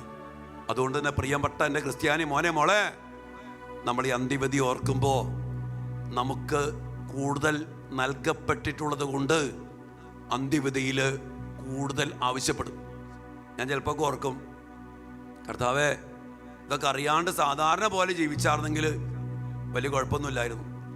ഇപ്പോൾ കൂടുതൽ അറിഞ്ഞു, ഇനി ഇതിനനുസരിച്ച് ഞാൻ ജീവിച്ചില്ലെങ്കിൽ, ഇതിനനുസരിച്ച് നീ ജീവിച്ചില്ലെങ്കിൽ, എൻ്റെ പ്രിയപ്പെട്ട മക്കളെ, നമുക്ക് ലഭിക്കാവുന്ന ശിക്ഷ വളരെയേറെ ദയനീയമായിരിക്കും. അതുകൊണ്ട് തന്നെ നമ്മൾ ആരെയും വേദനിപ്പിക്കരുത്. അതായത് വെളിപാടിൻ്റെ പുസ്തകത്തിൽ 6-ാം അധ്യായത്തിൻ്റെ 9-10 വചനത്തിൽ ഈ രക്തസാക്ഷികളും അല്ലെങ്കിൽ കൊല്ലപ്പെട്ട, അന്യായമായിട്ട് കൊല്ലപ്പെട്ടവരെ കുറിച്ച് പറയുന്നുണ്ട്. വെളിപാടിൻ്റെ പുസ്തകം 6-ാം അധ്യായത്തിൻ്റെ 9-10 വചനം ഇവിടെ പറയാണ്, അവൻ 5-ാമത്തെ മുദ്ര തുറന്നപ്പോൾ ദൈവവചനത്തെ പ്രതിയും തങ്ങളുടെ സാക്ഷ്യത്തെ പ്രതിയും വധിക്കപ്പെട്ടവരുടെ ആത്മാക്കളെ ബലിപീഠത്തിന് കീഴിൽ ഞാൻ കണ്ടു. 10-ാമത്തെ വചനം, വലിയ സ്വരത്തിൽ അവരിങ്ങനെ വിളിച്ചു പറഞ്ഞു, പരിശുദ്ധനും സത്യവാനുമായ നാഥ, ഭൂമിയിൽ വസിക്കുന്നവരുടെ മേൽ ന്യായവിധി നടത്തി ഞങ്ങളുടെ രക്തത്തിന് പ്രതികാരം ചെയ്യാൻ അങ്ങ് എത്രത്തോളം വൈകും. പ്രിയപ്പെട്ട മക്കളെ, നിഷ്കളങ്ക രക്തത്തിന് പ്രതികാരം ചെയ്യാൻ ആ രക്തം ചിന്തപ്പെട്ട ആത്മാക്കള് ദൈവസന്നിധിയിൽ നിലവിളിക്കും. അന്ത്യവിധിയിൽ എത്രത്തോളം വൈകും. ഇവിടെ നമ്മൾ ഓർക്കണം മക്കളെ, ഗർഭചിത്രത്തിലൂടെ കൊല ചെയ്യപ്പെട്ട മക്കള്, ഭീകരവാദികളും തീവ്രവാദികളും കഴുത്തോർത്ത് കൊന്ന മക്കള്, ഈ തീവ്രവാദികളും ഭീകരവാദികളും ഒക്കെ വന്ന് നിൽക്കേണ്ടി വരും ഈ ന്യായവിധിയിൽ. അവിടെ ഈ പാവപ്പെട്ടവരുടെ ആ രക്തത്തിന്റെ നിലവിളി പ്രതികാരത്തിന് വേണ്ടി നിലവിളിക്കും. ആബേലിന്റെ രക്തം, നിഷ്കളങ്ക രക്തം പ്രതികാരത്തിന് വേണ്ടി നിലവിളിക്കുന്നത് പോലെ പ്രിയപ്പെട്ടവരെ, ഈ അന്ത്യവിധിയിൽ നമ്മൾ ആരെയൊക്കെ വേദനിപ്പിച്ചിട്ടുണ്ടോ, ആരെയൊക്കെ മുറിവേൽപ്പിച്ചിട്ടുണ്ടോ, ആരെയൊക്കെ കൊന്നിട്ടുണ്ടോ, അവൻ്റെ രക്തം, അവൻ്റെ കണ്ണീര്, അവൻ്റെ മുറിവ് നമുക്കെതിരെ നിലവിളിക്കും. ഇതെല്ലാം നമ്മൾ ഓർക്കണം മക്കളെ. കുടുംബത്തിൽ, കുടുംബജീവിതത്തിൽ, പൗരോഹിത്യത്തിൽ ദൈവം നമുക്ക് വരമേൽപ്പിച്ച ആത്മാക്കളുണ്ട്. ഭർത്താവിനെ ഭാര്യയ്ക്ക് ഏൽപ്പിച്ചു തന്നു, ഭാര്യയെ ഭർത്താവിനെ ഏൽപ്പിച്ചു തന്നു, മക്കളെ മാതാപിതാക്കൾക്ക് ഏൽപ്പിച്ചു തന്നു, അച്ഛന് കുറെ ആത്മാക്കൾ തന്നു. അവരെ ഞാൻ വളർത്തണം, നശിപ്പിക്കരുത്, മുറിവേൽപ്പിക്കരുത്. ഒരു കുഞ്ഞിനെ ഉദരത്തിൽ തന്നത് കർത്താവാ. ആ കുഞ്ഞിനെ കൊന്നാൽ നിഷ്കളങ്ക രക്തം നിലവിളിക്കും. അതുകൊണ്ട് പ്രിയപ്പെട്ടവരെ, ഈ അന്ത്യവിധിയെക്കുറിച്ചുള്ള ഈ വലിയ ചിന്ത നമ്മെ എങ്ങോട്ട് നയിക്കണം എന്നറിയോ? മാനസാന്തരത്തിലേക്ക് നയിക്കണം. പിന്നെ നമുക്കുള്ളൊരു ഗുണം, ഞാൻ വീണ്ടും വീണ്ടും പറയാം, ഈ അന്ത്യവിധിയെക്കുറിച്ചൊക്കെ കേട്ട് ഇനി രക്ഷയില്ലല്ലോ എന്ന് ആരും കരുതരുത്. ജീവിച്ചിരിക്കുന്നിടത്തോളം കാലം നമുക്ക് മാനസാന്തരപ്പെടാൻ നമുക്ക് സമയമുണ്ട്, അനുദപിക്കാൻ സമയമുണ്ട്, ദൈവത്തിലേക്ക് തിരിയാൻ അവസരമുണ്ട്. അത് നമ്മൾ മനസ്സിലാക്കി അന്ത്യവിധിയെ നമ്മൾ ധ്യാനിക്കണം, മനസ്സിലാക്കണം. അന്ത്യവിധി ഒന്നാമതായിട്ട് ദൈവത്തിൻ്റെ സന്നിധിയിലേക്ക് മാനസാന്തരപ്പെട്ട് തിരിച്ചു വരാൻ നമ്മെ പ്രേരിപ്പിക്കും. രണ്ടാമത്തെ ഒരു കാര്യം, വിശുദ്ധമായ ഒരു ദൈവഭയം നമ്മിൽ ജനിപ്പിക്കും ഈ അന്ത്യവിധി. വിശുദ്ധമായ ദൈവഭയം, ചുമ പേടിക്കാനും വിറയ്ക്കാനും ഒന്നല്ല. എൻ്റെ ദൈവം ആരാണ്? സർവശക്തൻ, നീതിയുടെ വിധിയാളൻ, അവിടുന്ന് എന്നെ വിധിക്കുന്നവനാ. ആ ദൈവം ഇപ്പോൾ എനിക്ക് കാരുണ്യവാനാ. ആ കാരുണ്യവാനായ ദൈവത്തെ ഈ സമയത്ത്, സ്വീകാര്യമായ രക്ഷയുടെ ഈ സമയത്ത് സ്വീകരിച്ചുകൊണ്ട് കർത്താവിന് മുമ്പിൽ അഭിമാനത്തോടെ നിൽക്കാൻ തക്ക കരുത്തുള്ള മക്കളായിട്ട് മാറണം. അതാണ് പ്രിയപ്പെട്ടവരെ, റോമ 8:1-2, ആകയാൽ ഇപ്പോൾ യേശുക്രിസ്തുവിനോട് ഐക്യപ്പെട്ടിരിക്കുന്നവർക്ക് ഇനിമേൽ ശിക്ഷാവിധി ഇല്ല. അതെ മക്കളെ, ഇപ്പോൾ അതിനുള്ള സമയമാണ്. അതാണ് പൗലോസ് പറയണേ, ഇതാണ് സ്വീകാര്യമായ സമയം, ഇതാണ് രക്ഷയുടെ സമയം. ഈ അന്ത്യവിധിയെക്കുറിച്ചുള്ള യഥാർത്ഥമായ സത്യചിന്തകൾ, സത്യവചനങ്ങൾ പ്രിയപ്പെട്ട മക്കളെ നമ്മെ വലിയ മാനസാന്തരത്തിലേക്ക് നയിക്കണം, ദൈവഭയത്തിലേക്ക് നയിക്കണം. മാത്രമല്ല യേശുക്രിസ്തുവിനോട് ഐക്യപ്പെടുന്ന അവസ്ഥ. റോമ 8:1-2, ആകയാൽ യേശുക്രിസ്തുവിനോട് ഐക്യപ്പെട്ടിരിക്കുന്നവർക്ക് ഇനിമേൽ ശിക്ഷാവിധിയില്ല. എന്തെന്നാൽ യേശുക്രിസ്തുവിലുള്ള ജീവാത്മാവിൻ്റെ നിയമം ഒരുവനെ പാപത്തിൻ്റെയും മരണത്തിൻ്റെയും നിയമത്തിൽ നിന്ന് സ്വതന്ത്രനാക്കിയിരിക്കുന്നു. എൻ്റെ പ്രിയപ്പെട്ട ദൈവമക്കളെ, ഈ വലിയ സ്വാതന്ത്ര്യം കർത്താവ് നമുക്ക് നൽകാൻ ആഗ്രഹിക്കുന്നുണ്ട്. എന്നാലും കഷ്ടമേ എന്ന് പറയട്ടെ, അനേക മക്കൾക്ക് ഈ ചിന്തകളൊന്നുമില്ല. പല മേഖലകളിലും അച്ഛൻ പറയാം, ഒരു മരണത്തെക്കുറിച്ചൊക്കെ ചിന്തയാണ്. അതിന് ചില അന്ത്യവിധി. പല ആൾക്കാരും, ഈവൻ നമ്മുടെ അച്ഛന്മാര് വരെ പറയാറുണ്ട്, ദൈവം കാരുണ്യവാനാ. ഒരു കപടമായ കാരുണ്യത്തെക്കുറിച്ച് പറയാം, എന്നിട്ട് എന്തും കാണിച്ച് ജീവിക്കും. കർത്താവ് നമ്മുടെ ഈ ചെറിയ ചെറിയ കാര്യങ്ങൾക്ക് ക്ഷമിക്കൂടങ്ങാതി. നമ്മുടെ ബലഹീനത കർത്താവിന് അറിയാൻ പാടില്ലേ? വല്ലപ്പോഴും രണ്ടടിച്ചു നേരിച്ചപ്പോൾ എന്താ കുഴപ്പം? അതൊക്കെ നമ്മുടെ സുഖമല്ലേ? വീഞ്ഞ് അങ്ങനെയൊക്കെ പറഞ്ഞ് പല വലിയ വലിയ ആൾക്കാരും മാന്യന്മാരും പല മക്കളും കുടിയന്മാരൊക്കെ അല്ലെങ്കിൽ പല പാപം ചെയ്യുന്നവർ, ഇതൊക്കെ ദൈവം നമുക്ക് വേണ്ടി തന്നല്ലേ. ദൈവം കാരുണ്യവാനാണ്. എൻ്റെ പ്രിയപ്പെട്ട മക്കളെ, കർത്താവിൻ്റെ കരുണ എന്തിനാണ്? നിന്റെ മാനസാന്തരത്തിലേക്ക് നയിക്കാനാണ്. റോമക്കാർക്ക് ലേഖനത്തിൽ 2-ാം അധ്യായത്തിൽ പൗലോസ്ലീഹ വ്യക്തമായി പറയാ, ദൈവത്തിന്റെ കാരുണ്യം കുഞ്ഞെ നിന്നെ മാനസാന്തരത്തിലേക്ക് നയിക്കാൻ വേണ്ടിയാണ്. അതുകൊണ്ട് കപടമായ കാരുണ്യം പറഞ്ഞ് എന്ത് ചെയ്യാനുള്ള ലൈസൻസ് ആക്കി കരുണയെ നമ്മൾ മാറ്റരുത്. ദൈവം നീതിയുടെ വിധിയാളനാണ്. എല്ലാ പ്രവൃത്തികൾക്കനുസരിച്ച്, അതും ഞാൻ പറഞ്ഞില്ലേ, നമ്മുടെ ഹൃദയത്തിൻ്റെ മനോഭാവം വരെ നോക്കിക്കാണുന്ന കണ്ണുകളാ കർത്താവിൻ്റെ കണ്ണ്.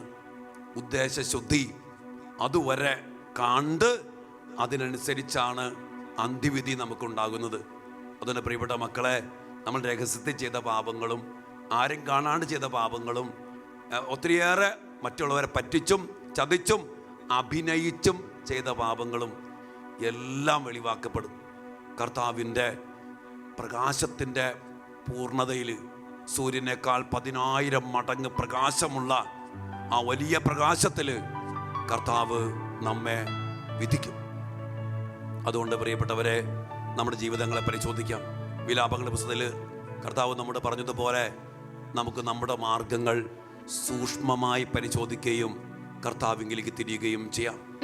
എൻ്റെ കർത്താവിൻ്റെ മുമ്പിൽ ഞാൻ നിൽക്കേണ്ടി വരും ഈ അവസ്ഥയിൽ എന്നുള്ള തിരിച്ചറിവ് നമ്മെ വലിയ വിശുദ്ധിയിലേക്ക് നയിക്കട്ടെ. എന്ത് വില കൊടുത്തും എനിക്ക് സ്വർഗത്തിൽ പോകണം.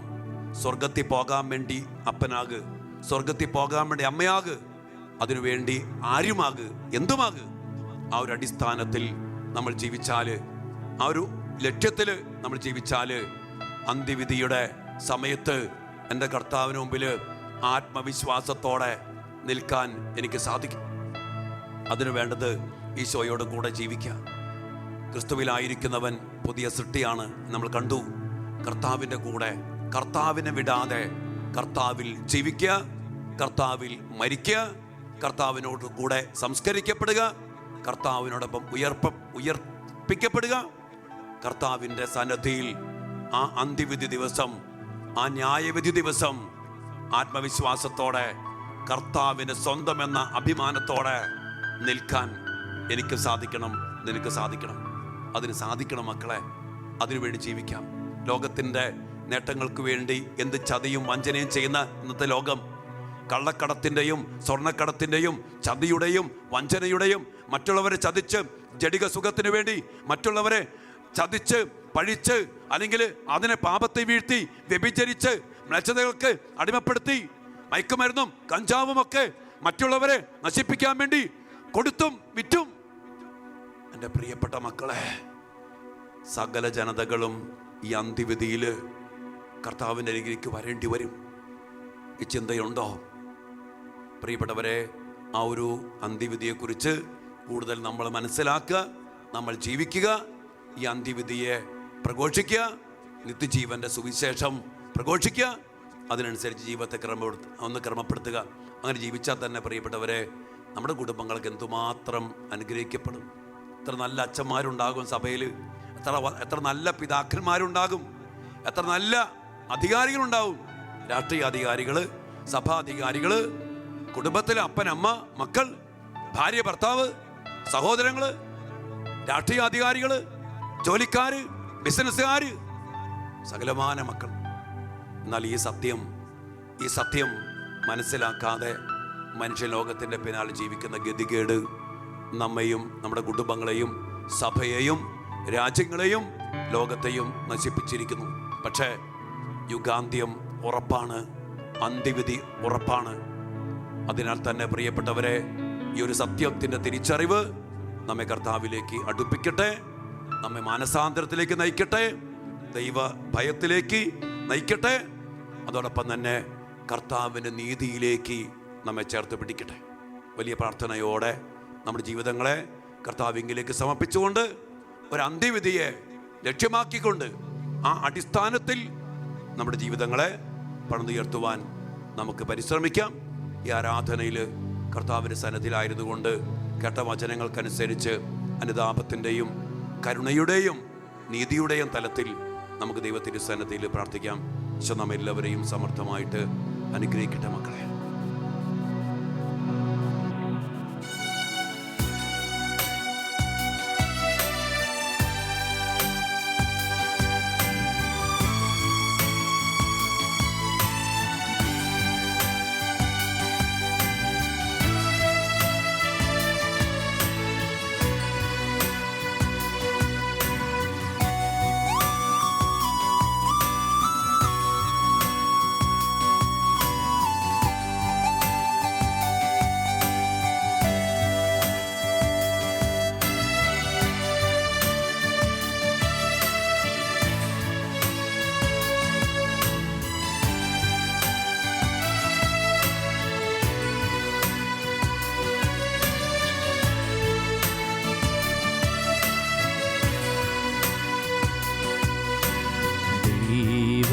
പിതാവേ എന്നുടെ താതൻ നീ, ദൂതന്മാരാപ്പകൽ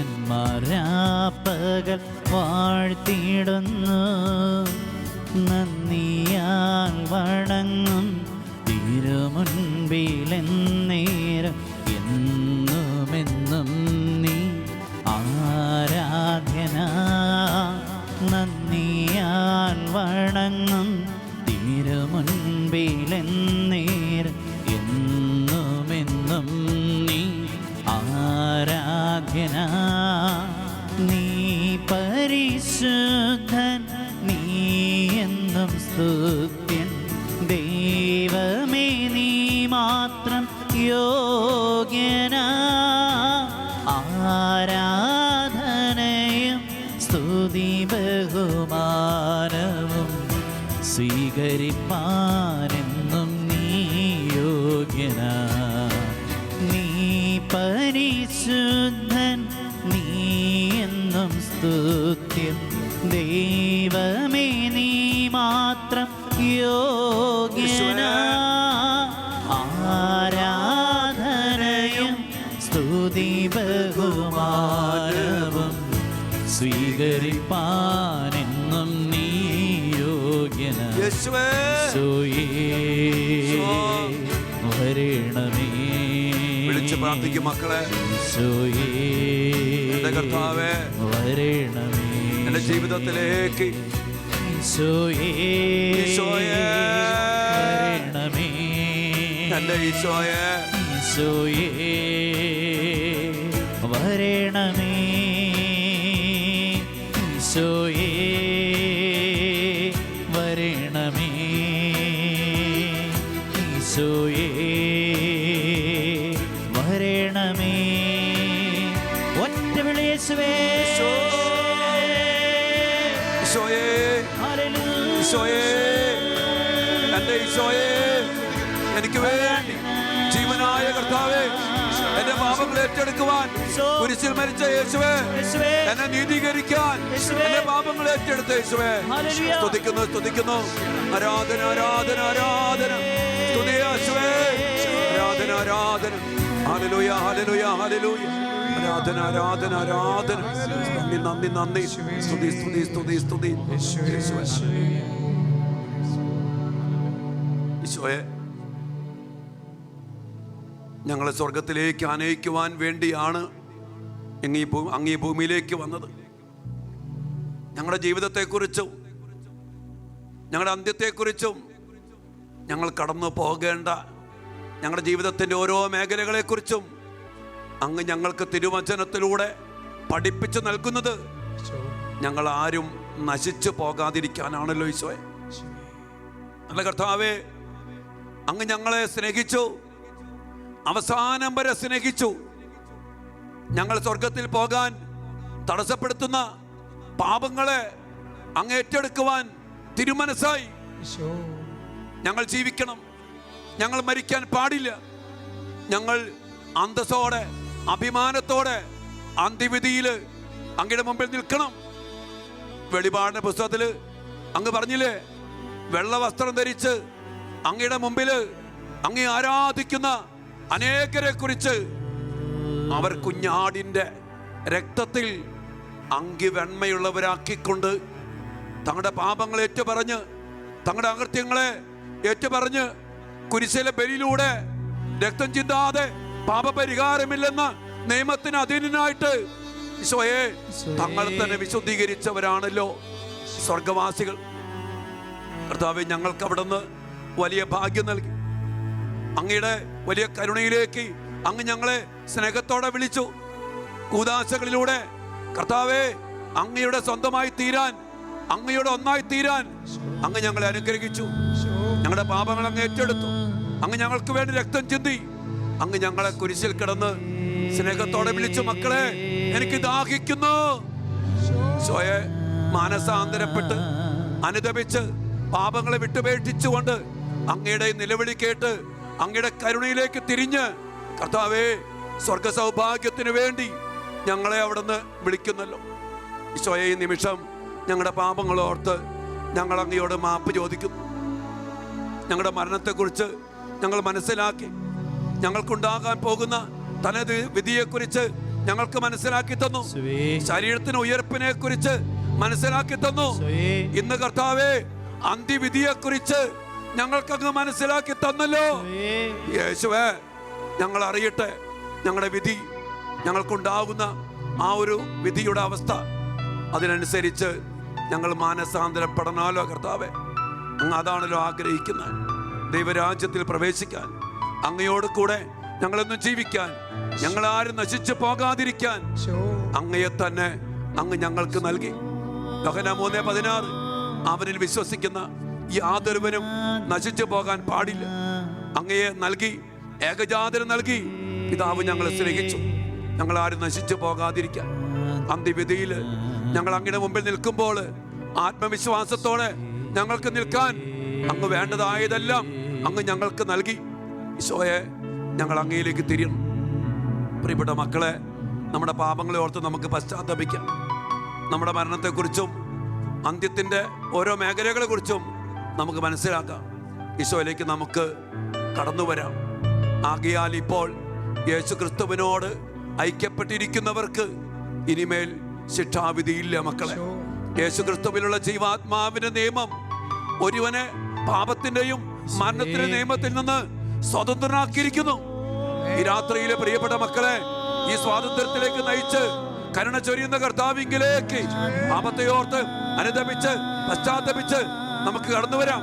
നല്ല കുമ്പസാരത്തിലൂടെ കർത്താവിന് മുമ്പില് പാപങ്ങളെ ഏറ്റുപറഞ്ഞ് വിശുദ്ധീകരിച്ച് കഴിഞ്ഞകാല പാപങ്ങളെ ഏറ്റെടുക്കുന്ന കർത്താവിങ്കിലേക്ക് എല്ലാം സമർപ്പിക്കാൻ നമുക്ക് തീരുമാനിച്ചുറയ്ക്കാം. ആ ഉറപ്പോടെ, കർത്താവേ എന്നോട് കരുണയായിരിക്കണമേ എന്ന് നമുക്ക് ഒരുമിച്ച് ഈശോയോട് പ്രാർത്ഥിക്കാം. മക്കളെ, മകനേ മകളെ നീ മാന്യന തീരുവാ. മകനേ എന്റെ പാപങ്ങൾ ഏറ്റെടുത്തു, മകളെ എന്റെ ശാപങ്ങൾ ഏറ്റെടുത്തുകൊണ്ട് എനിക്ക് വേണ്ടി നീ മാന്യന തീരുവാ. എന്നെ ന്യായീകരിച്ച് എന്നെ മാന്യനാക്കാൻ നിനക്കായി പീഡഞ്ഞിടുന്നു. കാൽക്കരങ്ങൾ നിനക്കായി തുളയ്ക്കപ്പെട്ടു. മകനേ നീ നോക്കുക, നിനക്കായി പീഡഞ്ഞിടുന്നു. എന്റെ കർത്താവേ, മകളെ നീ നോക്കുക, എനിക്ക് വേണ്ടി അങ്ങ് സഹിച്ച സഹനങ്ങൾ നിനക്കായി തകർന്നിടുന്നു. ഈശോയേ, എന്നെ നീതീകരിക്കുവാൻ, എന്നെ മാന്യനാക്കുവാൻ എന്റെ അകൃത്യങ്ങൾ ഏറ്റെടുത്ത്, എന്റെ മ്ലേച്ഛതകൾ ഏറ്റെടുത്ത്, എന്റെ വൈകൃതങ്ങൾ ഏറ്റെടുത്ത്, എന്റെ അശുദ്ധി ഏറ്റെടുത്ത്, എന്റെ അവിശ്വസ്തത ഏറ്റെടുത്ത് എനിക്ക് വേണ്ടി മരിച്ച യേശുവേ, ഞാൻ അങ്ങേ സ്നേഹിക്കുന്ന കർത്താവേ, യേശുവേ വരണമേ, ഈശോയേ,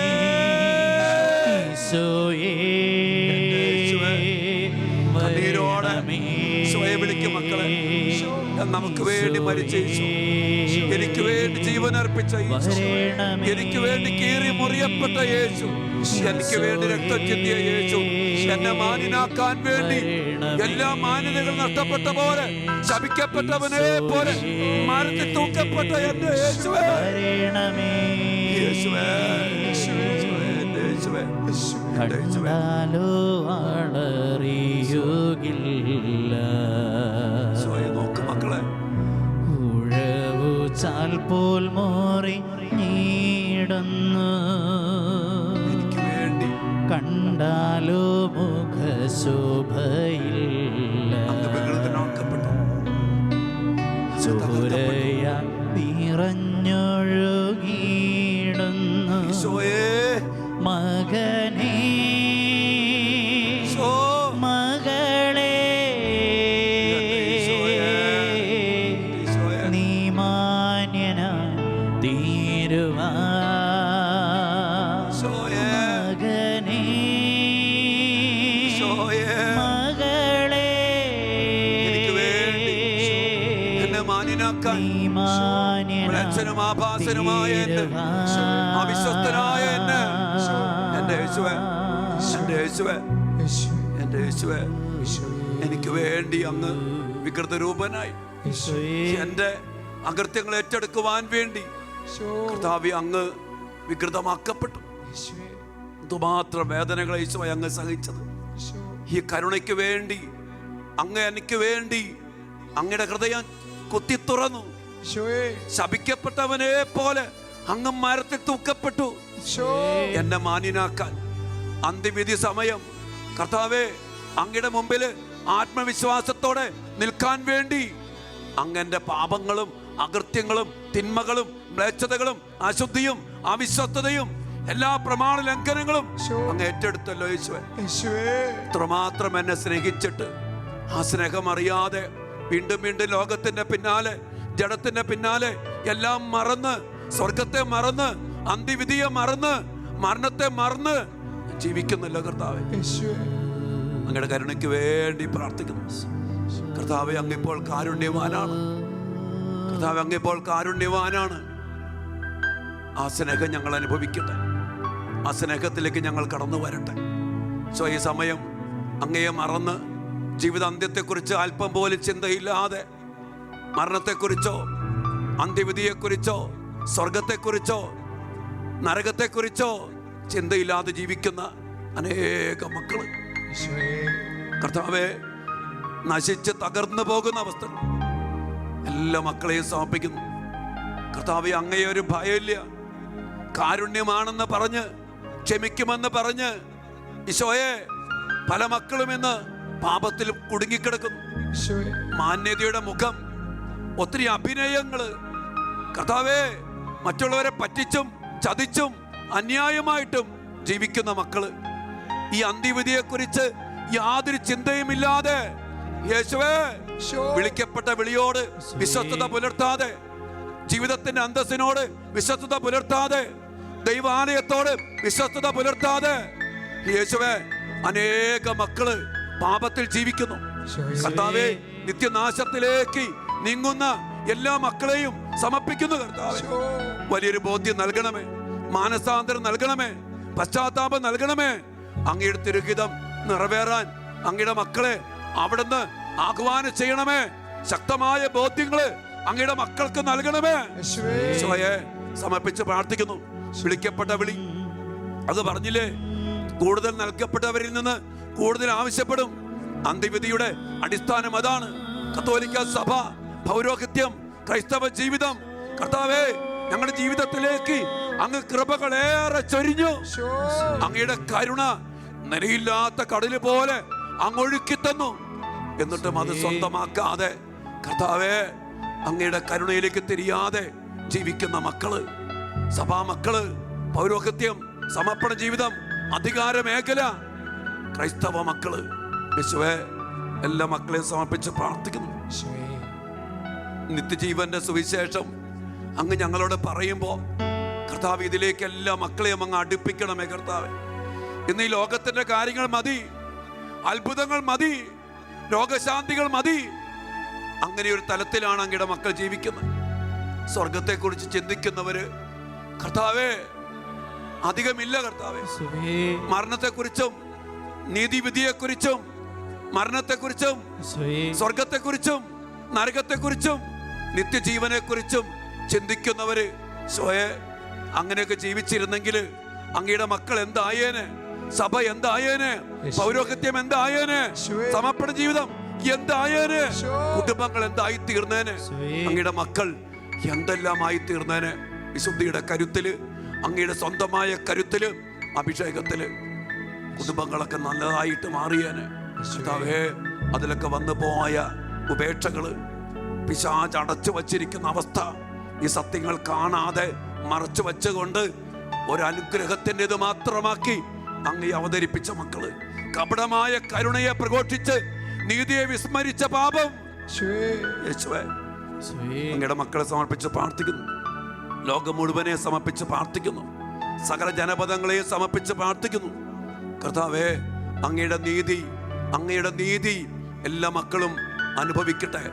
നീതിയുടെ വിധിയാളനായ കർത്താവേ, വിധി ദിവസം ഭയാനമാകുമെന്ന തിരിച്ചറിവ്, കർത്താവിന്റെ ദിവസം ക്രോധത്തിന്റെ ദിവസമാണ് കർത്താവേ. ഒരു വലിയ സത്യം അങ്ങയുടെ മക്കൾ അറിയട്ടെ. അതിനെല്ലാം വേണ്ടി പ്രാർത്ഥിക്കുന്നു കർത്താവേ. വലിയ അഭിഷേകം നിറയട്ടെ, ശക്തി വ്യാപരിക്കട്ടെ, പരിശുദ്ധാത്മാവ് നിറയട്ടെ. നിത്യജീവന്റെ സുവിശേഷം അനേകരിലേക്ക് ഇറങ്ങി ചെല്ലട്ടെ. അനേക മക്കൾ സ്വർഗത്തിന്റെ അടിസ്ഥാനത്തിൽ നരകചിന്തയോടെ അന്തിവിധിയെ തിരിച്ചറിഞ്ഞുകൊണ്ട് മാനസാന്തരത്തിലേക്കും വലിയ തിരിച്ചറിവിലേക്കും കർത്താവേ അങ്ങയിലേക്കും കടന്നു വരട്ടെ.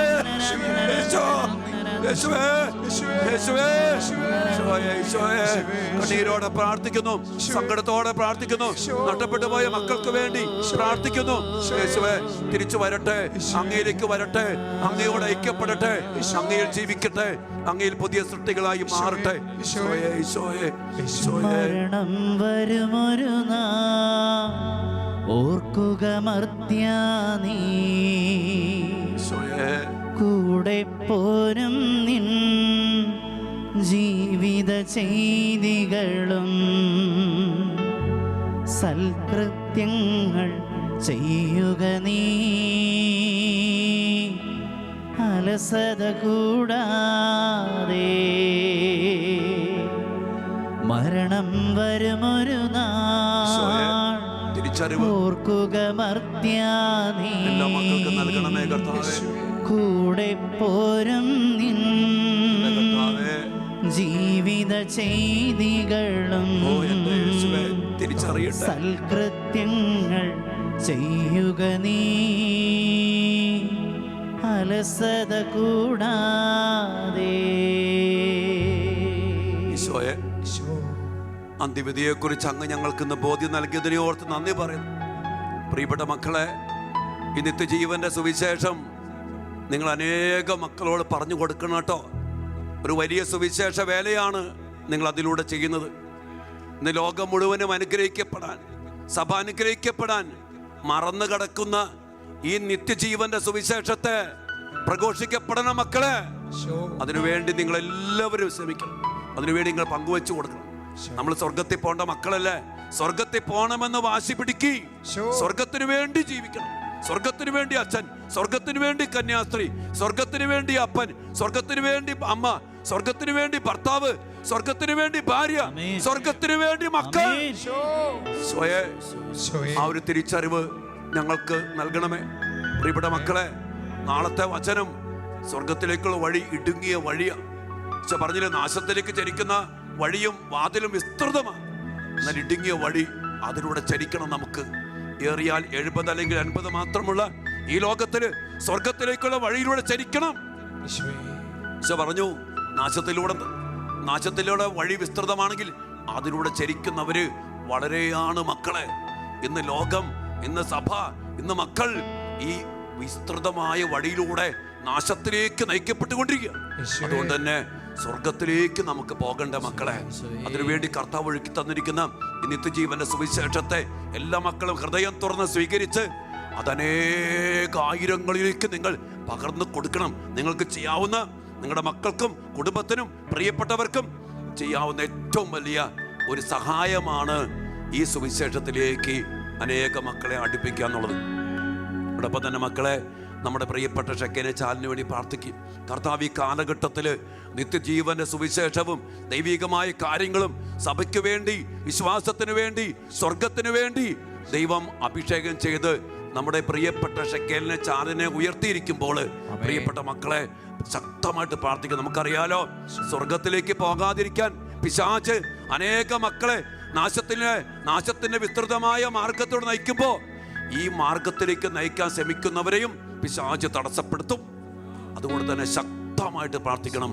ഷെക്കേന ചാനലിന് ചുറ്റും, സന്തോഷ് ബ്രദറിന്റെ ടീം അംഗങ്ങൾക്ക് ചുറ്റും കർത്താവിന്റെ വലിയ സംരക്ഷണം വേണം. ചേർന്ന് നിൽക്കുന്ന അഭിഷിക്തര്, ശുശ്രൂഷകര്, സഹായിക്കുന്ന മക്കള്, ഒത്തിരിയേറെ കഷ്ടപ്പെട്ട് അധ്വാനിക്കുന്ന മക്കള്, സാമ്പത്തികമായി സഹായിക്കുന്ന മക്കള്, അവരെല്ലാവരും അനുഗ്രഹിക്കപ്പെടണം. ഒരു നിമിഷം നമുക്ക് കരങ്ങൾ ഉയർത്തി നമ്മുടെ ഈ സെക്കൻഡ് ചാനലിന് വേണ്ടിയും ശുശ്രൂഷകൾക്ക് വേണ്ടി നന്ദി പറഞ്ഞ് വലിയ സംരക്ഷണവും വലിയ തുറവിയും ലഭിക്കണം. DTH ചാനലിലും ലോകം മുഴുവനിലും ഈ ചാനലിൽ എത്തിച്ചേരണം. അതിനുവേണ്ടി എല്ലാം പ്രാർത്ഥിച്ചുകൊണ്ട് കരങ്ങൾ ഉയർത്തി സ്തുതിച്ച് പ്രാർത്ഥിക്കാം. ഹല്ലേലൂയ. യേശുവേ, യേശുവേ, യേശുവേ, ആരാധിക്കുന്നു, ആരാധിക്കുന്നു. ശക്തി കൊടുക്കട്ടെ ദൈവമേ. വാതിൽ തുറക്കട്ടെ, അടഞ്ഞുപോയ വാതിലുകൾ തുറക്കട്ടെ, കെട്ടുകൾ പൊട്ടട്ടെ, ബന്ധനങ്ങൾ അഴിയട്ടെ, തടസ്സങ്ങൾ മാറട്ടെ, തുറക്കപ്പെടട്ടെ, തുറക്കപ്പെടട്ടെ, അടഞ്ഞു കിടക്കുന്ന വാതിലുകൾ തുറക്കപ്പെടട്ടെ. അങ്ങയുടെ ജീവന്റെ വചനങ്ങൾ, നിത്യജീവന്റെ വചസ്സുകൾ, സ്വർഗത്തിന്റെ സന്ദേശങ്ങൾ അനേക മക്കളിലേക്ക് ഇറങ്ങി ചെല്ലട്ടെ. മാതാവിന്റെ സന്ദേശങ്ങൾ, സ്വർഗത്തിന്റെ കണ്ണുനീര്, സ്വർഗത്തിന്റെ സന്ദേശം ലോകം മുഴുവനും യേശുവേ നിറയട്ടെ, നിറയട്ടെ. അനേക മക്കൾ സ്വർഗത്തിലേക്ക് കടന്നു വരുവാൻ അനുഗ്രഹിക്കണമേ. അഭിഷേകം ചെയ്യണമേ, ശക്തിപ്പെടുത്തണമേ. അഭിഷേകം ചെയ്യണമേ, അനുഗ്രഹിക്കണമേ, ശക്തിപ്പെടുത്തണമേ, സംരക്ഷണം നൽകണമേ. അഭിഷേകം, അഭിഷേകം, അഭിഷേകം നിറയട്ടെ, നിറയട്ടെ. എല്ലാ കൃപകൾക്കും അനുഗ്രഹങ്ങൾക്കും വേണ്ടി പ്രാർത്ഥിച്ചുകൊണ്ട് ഈശ്വരാശീർവാദത്തിന് വേണ്ടി നമുക്ക് പ്രാർത്ഥിക്കാം മക്കളെ.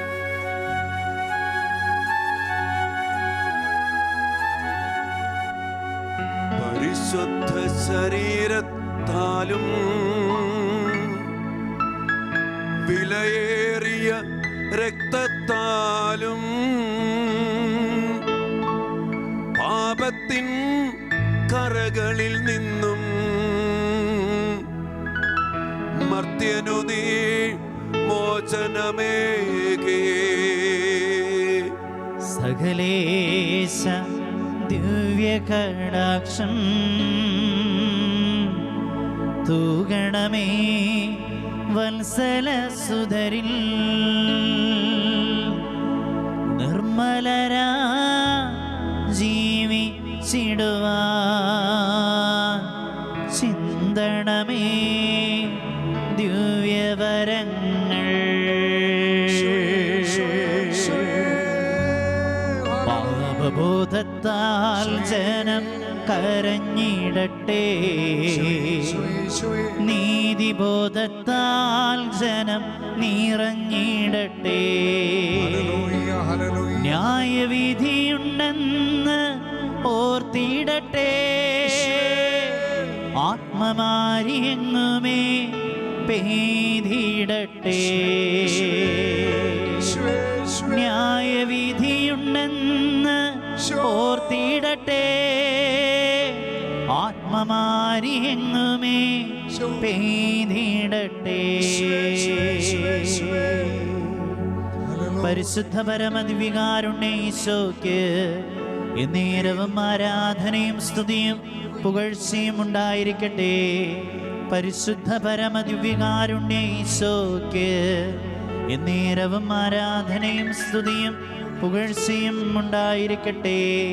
നിത്യസ്തുതിക്ക് യോഗ്യനായ പരിശുദ്ധ പരമ ദിവ്യകാരുണ്യ ഈശോയ്ക്ക് എന്നേരവും ആരാധനയും സ്തുതിയും പുകഴ്ചയും ഉണ്ടായിരിക്കട്ടെ.